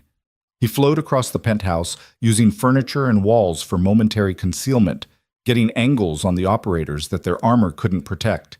His MP7 barked twice more, catching one operator in the thigh and another in the shoulder, disabling shots, professional shots, the kind of marksmanship that came from thousands of hours on ranges and in kill houses. But there were still 2 operators active, and Jack's movement had exposed him. The female operator had him dead to rights, her rifle coming around with mechanical precision, and Jack knew with absolute certainty that he'd made a tactical error that would cost him his life. The shot never came. Instead, the operator's head snapped sideways as a gunshot echoed from the kitchen area. Jack's eyes tracked the trajectory and found Isabella Lane standing behind the granite counter, Rodriguez's backup pistol in her hands, recovered from where he'd fallen, smoke still wisping from the barrel. "I said I'd fight," Isabella said, her voice shaking but her hands steady. The final Volk operator made a tactical decision, his training recognizing that the operation had failed, that his teammates were down, that extraction was more important than objective completion. He retreated toward the service entrance, laying down suppressing fire that forced Jack to take cover, and disappeared into the smoke still pouring from the breached doorway. "Overwatch, Ghost," Jack gasped into his mic, checking himself for wounds and finding none. 4 operators neutralized, 1 escaped through service entrance. "We need medical now. Thompson is down, Rodriguez is wounded, Isabella Lane is secure." Webb's response was drowned out by the sound of helicopters descending toward the building's roof and the thunder of boots as Captain Chen's tactical team breached through the main entrance. Within seconds, the penthouse was swarming with DIA operators, medics rushing to the wounded, weapons trained on the downed Volk contractors. Captain Chen appeared at Jack's side, her expression mixing relief and respect. "Hell of a defensive action, Commander. 4 hostiles down, 1 civilian saved, minimal friendly casualties. That's exactly what your reputation suggested you were capable of." Jack barely heard her. His eyes were on Isabella, who dropped the pistol and collapsed behind the granite counter, shaking with post-combat adrenaline. He moved to her side, kneeling, checking for wounds and finding only shock. "You saved my life," Jack said quietly. "That operator had me dead. If you hadn't taken that shot, move first, understand later," Isabella quoted back at him, her voice breaking. "That's what you told me. So when I saw her aiming at you, I moved. I grabbed the gun. I aimed. I fired. Understanding can come later." Webb's voice came through multiple channels simultaneously, addressing both Jack and the tactical teams. "All units, warehouse and apartment cells, have been intercepted by FBI tactical units. No resistance. They surrendered immediately upon being surrounded. Initial interrogation suggests they were indeed a diversion, sent to draw our attention while the mobile unit executed the actual assault." "One of the mobile unit escaped," Jack reported. "Last seen heading into building mechanical spaces. He's wounded. I hit him at least once, but mobile. Consider him armed and extremely dangerous." "Already on it," Webb responded. "We're sealing the building, deploying K9 units, and flooding the mechanical spaces with surveillance drones. He's not getting out of Sterling Tower alive." The medics had Rodriguez and Thompson stabilized, both men conscious and talking despite their wounds. The 3 downed Volk operators, the hip shot, thigh shot, and shoulder shot, were being treated with professional efficiency before being zip-tied for transport to DIA custody. The 4th operator, the one Isabella had shot, lay motionless under a medical sheet, the first casualty of the night. Jack felt the weight of that death even though he hadn't fired the killing shot. He'd created the tactical situation that made Isabella's action necessary. He'd drawn the Ghost back from retirement, had accepted Webb's mission, had agreed to violence as a solution. The blood on the penthouse floor was on his hands as much as anyone's. "Commander Turner?" Captain Chen was speaking to him, concern evident in her voice. "Sir, are you injured? You're bleeding from your left arm." Jack looked down and discovered she was right. A graze wound, probably from a ricochet. Nothing serious, but bleeding steadily through his tactical vest. He hadn't even felt it during the firefight, adrenaline and training overriding pain signals. "I'm fine," he said automatically. "Just a scratch." "Medic," Chen called, and within moments Jack was being treated by a young woman with steady hands who cleaned and bandaged the wound with practiced efficiency. The penthouse slowly transformed from an active combat zone to a secured crime scene. Evidence markers appeared. Photographers documented everything, and federal agents in suits and credentials began the tedious process of collecting statements and establishing official narratives. Webb appeared through the chaos, his tactical gear replaced by his civilian suit, somehow looking fresh despite commanding an operation for the past 6 hours. "Commander, Ms. Lane, we need to discuss what happens next." They relocated to Isabella's home office, one of the few rooms in the penthouse that hadn't been damaged by the assault, where Webb laid out the immediate future with bureaucratic precision. The official story is that Russian intelligence operatives attempted to kidnap Ms. Lane to acquire classified information she'd unknowingly received from Dr. Chen. Federal agents intercepted the operation, resulting in 4 suspects wounded, 1 fatality, and 8 additional arrests. The civilian contractor who assisted in Ms. Lane's defense, that's you, Commander, will be officially commended but kept out of media coverage for security reasons. What about the Prometheus research? Isabella asked. The real reason Volk wanted me? Sterling Enterprises will transfer all related research, data, and prototypes to the Department of Defense, Webb said. It wasn't a request. In exchange, you'll receive immunity from prosecution for the initial acquisition of classified materials. The official position will be that Dr. Chen misrepresented the research's classification status, making you an unwitting victim rather than a willing participant. That's generous, Isabella said quietly. More generous than I deserve. It's pragmatic, Webb corrected. Prosecuting you helps no one and exposes information we'd prefer to keep classified. Taking the Prometheus research back solves our proliferation concerns. And you've learned an expensive lesson about verifying your sources' claims regarding classified materials. Isabella nodded, accepting the terms with visible relief. And what happens to me now? Am I still in danger? Will Volk send more operators? Volk Tactical will cease operations in American territory, Webb said with absolute confidence. We have 8 of their operators in custody, all of whom are looking at decades in federal prison. We've also seized their financial assets, communications infrastructure, and made it clear through diplomatic channels that any further action against American citizens will result in consequences that extend beyond simple law enforcement.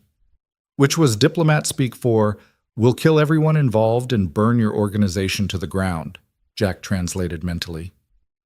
So I'm safe, Isabella said, as if testing the words to see if they felt true. As safe as anyone can be in this world, Webb confirmed. You'll maintain security for the next few months while we ensure Volk's compliance, but yes, the immediate threat has been neutralized. Isabella turned to Jack, her expression complex, gratitude and guilt, and something that might have been respect. Mr. Turner, I don't know how to properly thank someone for saving your life multiple times in one night, but I'd like to try. Name anything, money, employment, resources, and it's yours. Jack thought about what he actually needed. Not money. He'd lived on minimal resources for 12 years and could continue indefinitely. Not employment. Returning to corporate work after tonight felt impossible. What he needed was something money couldn't buy, but power and connections might provide. I need to disappear again, Jack said quietly. Not just me, my daughter too. New identities, new location, the kind of comprehensive disappearance that prevents foreign intelligence agencies from tracking us down. Can you help with that? Isabella looked at Webb, who nodded slowly. That can be arranged. The DIA has resources for relocating assets who've been compromised. New names, new histories, documentation that will pass any background check. You'll essentially become different people. And my daughter's education? Her future? I can't have her paying the price for my past. Full scholarship to any institution she qualifies for, routed through a legitimate foundation that won't raise questions, Webb said, along with a trust fund sufficient to provide for her needs through adulthood. Consider it payment for services rendered and insurance against you ever discussing what you've seen and done. It was a good deal, better than Jack had expected, but there was one more thing he needed, one more piece of the normal life he'd promised Sarah he'd give their daughter. I want Marcus Chen included in the relocation package, Jack said. He's been protecting my daughter tonight, and he's the only family she has beyond me. Whatever new identity we're getting, he needs to be part of it. Done, Webb agreed without hesitation. Anything else? Jack looked around Isabella's office, at the expensive furniture and corporate awards, the visible markers of success and achievement. Then he thought about Ella, probably asleep in Marcus's mountain cabin, dreaming of stars and coloring books and a father who always came home. I want my daughter to never know what I did tonight, Jack said. I want her to grow up believing her father was just a janitor who got lucky, who happened to be in the right place at the right time. Not the ghost, not a killer, just Dad. Webb studied him for a long moment, his expression unreadable. That's probably not possible, Commander. The videos from the ballroom are still circulating. Journalists are already investigating your background, trying to piece together how a maintenance worker could move like a special forces operator. Eventually, someone will connect the dots, will discover that Jack Turner died 12 years ago in Afghanistan, and that the ghost walked out of those mountains alive. Then I'll deal with that when it happens, Jack said. But for now, for as long as possible, I want Ella to have normal. To have the childhood I promised her mother she'd have. That's what I'm asking for, Deputy Director. Not money, not glory, not recognition, just the chance to be a father instead of a weapon. Webb's expression softened fractionally. You're a better man than most of the people I work with, Commander. Better than most of the people I've commanded. The world needs weapons, needs people willing to do hard things in dark places. But it also needs fathers who love their daughters more than they love violence. He extended his hand. You'll have your normal life, Jack Turner. Or whatever your new name ends up being. The ghost can finally rest. Jack shook his hand, feeling the weight of 12 years lifting slightly. Not gone, violence left marks that never fully faded, but lighter. Manageable. The debriefing took another 2 hours, every detail documented, every decision justified, every bullet accounted for. Jack gave his statement with professional precision, edited to remove anything that might reveal just how much tactical knowledge he still possessed, how easily he'd slipped back into the ghost patterns. Dawn was breaking over the city when Jack finally left Sterling Tower, escorted by DIA agents who drove him to a safe house where Marcus and Ella were waiting. The mountain cabin Webb had mentioned was real, isolated, secure, and currently serving as temporary housing while the relocation paperwork was processed. Ella was awake when Jack arrived, sitting on the cabin's porch with Marcus, watching the sunrise paint the mountains in shades of gold and amber. She saw the SUV approaching and was running before it fully stopped, her small body colliding with Jack's with enough force to make him stagger. "You came back," she sobbed into his chest. "You promised, and you came back." "Always, baby girl," Jack murmured, holding her tight enough that he could feel her heartbeat, reassuring himself that she was real, safe, whole. "Always." Marcus approached more slowly, his expression carefully neutral. "How bad?" 4 down, 1 civilian casualty, 1 escaped but wounded, Jack said quietly over Ella's head.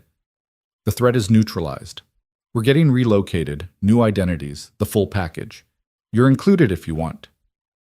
"Do I want to give up my comfortable civilian consulting business to go on the run with my former commanding officer and his daughter?" Marcus pretended to consider. "Yeah, Jack, I'm in. Sarah made me promise to look after both of you. Figure this makes keeping that promise easier." They went inside the cabin, where a breakfast neither man had cooked was waiting. DIA catering, apparently even safe houses, came with food service. Ella ate pancakes while Jack and Marcus drank coffee and didn't talk about the violence that had occurred hours earlier, the lives ended and changed, the impossible decisions made.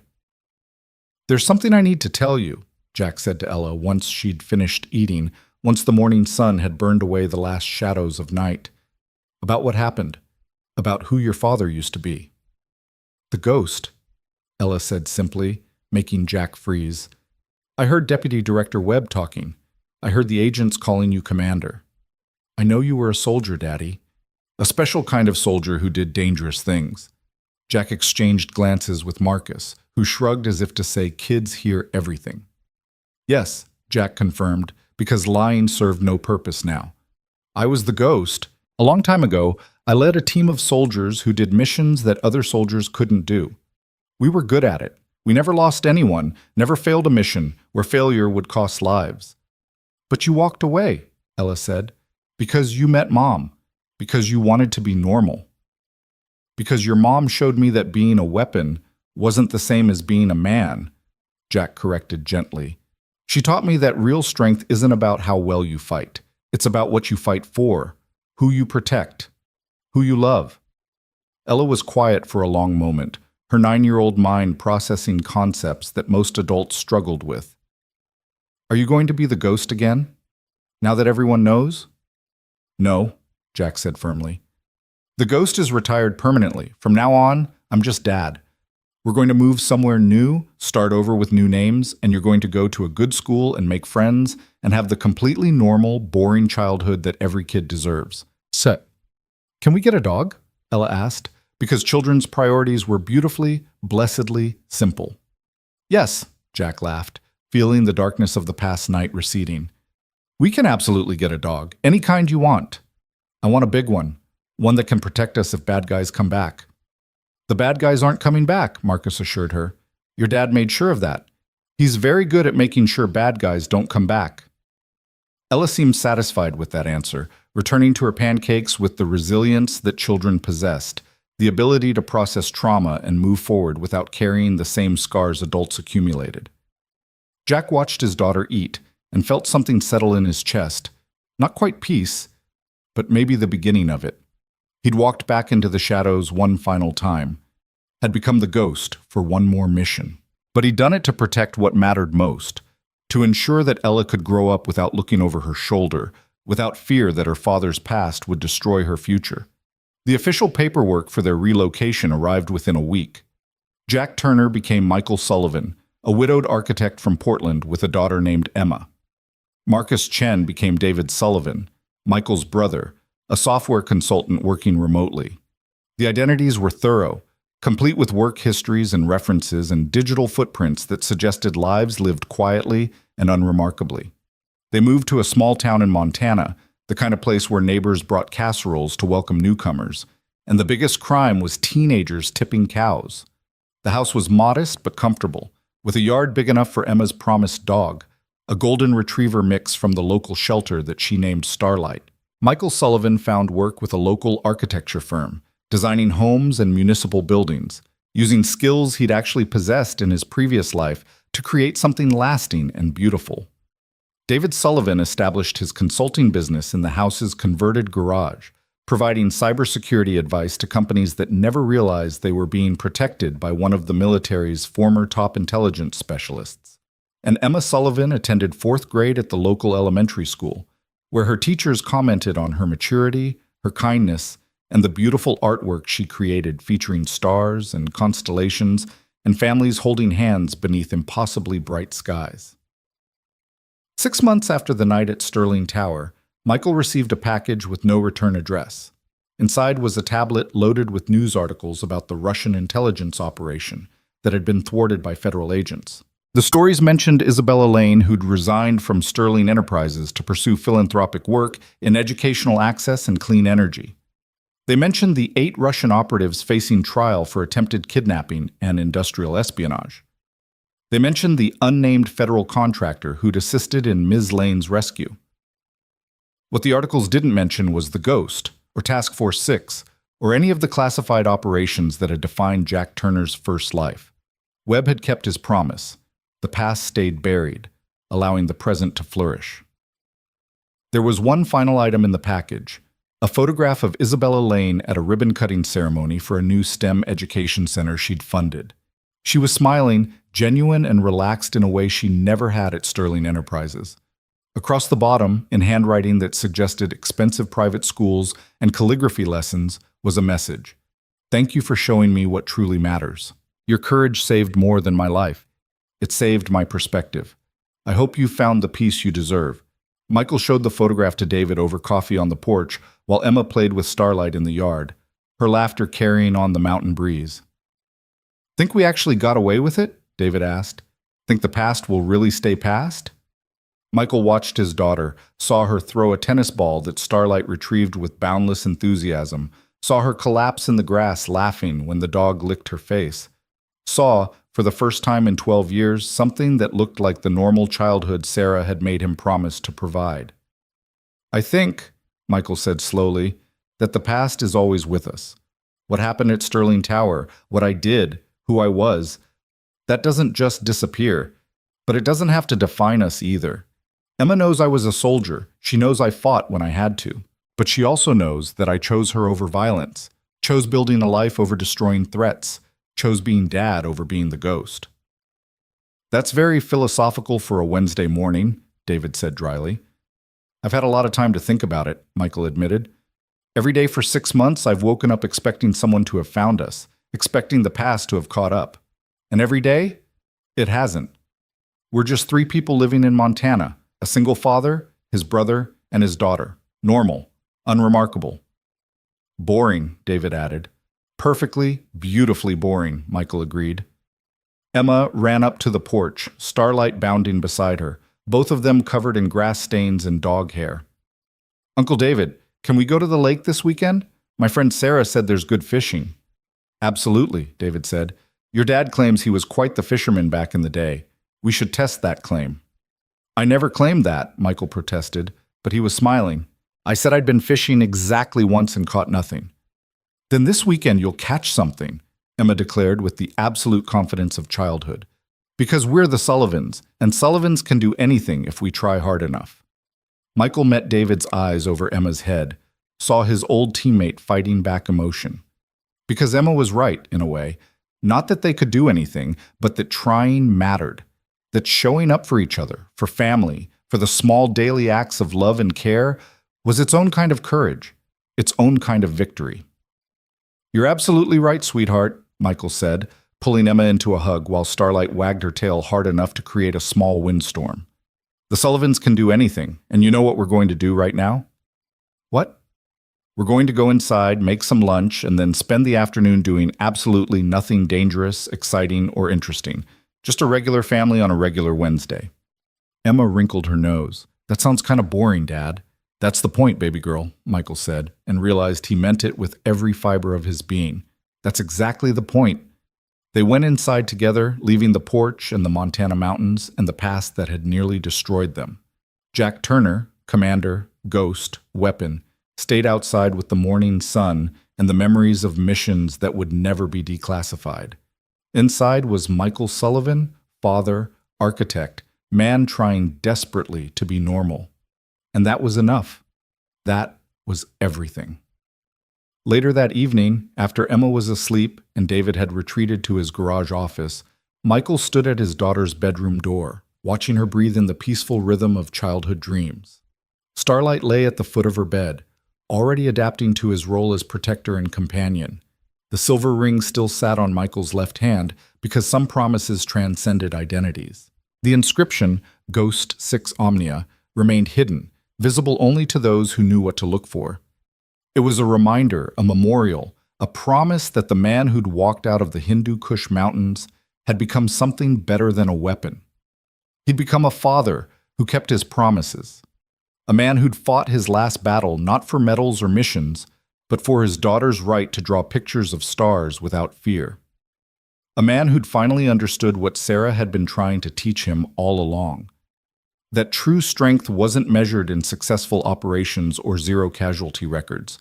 It was measured in moments like this, a sleeping child, safe and loved, dreaming of fishing trips and dog names and all the perfectly normal things that children should dream about.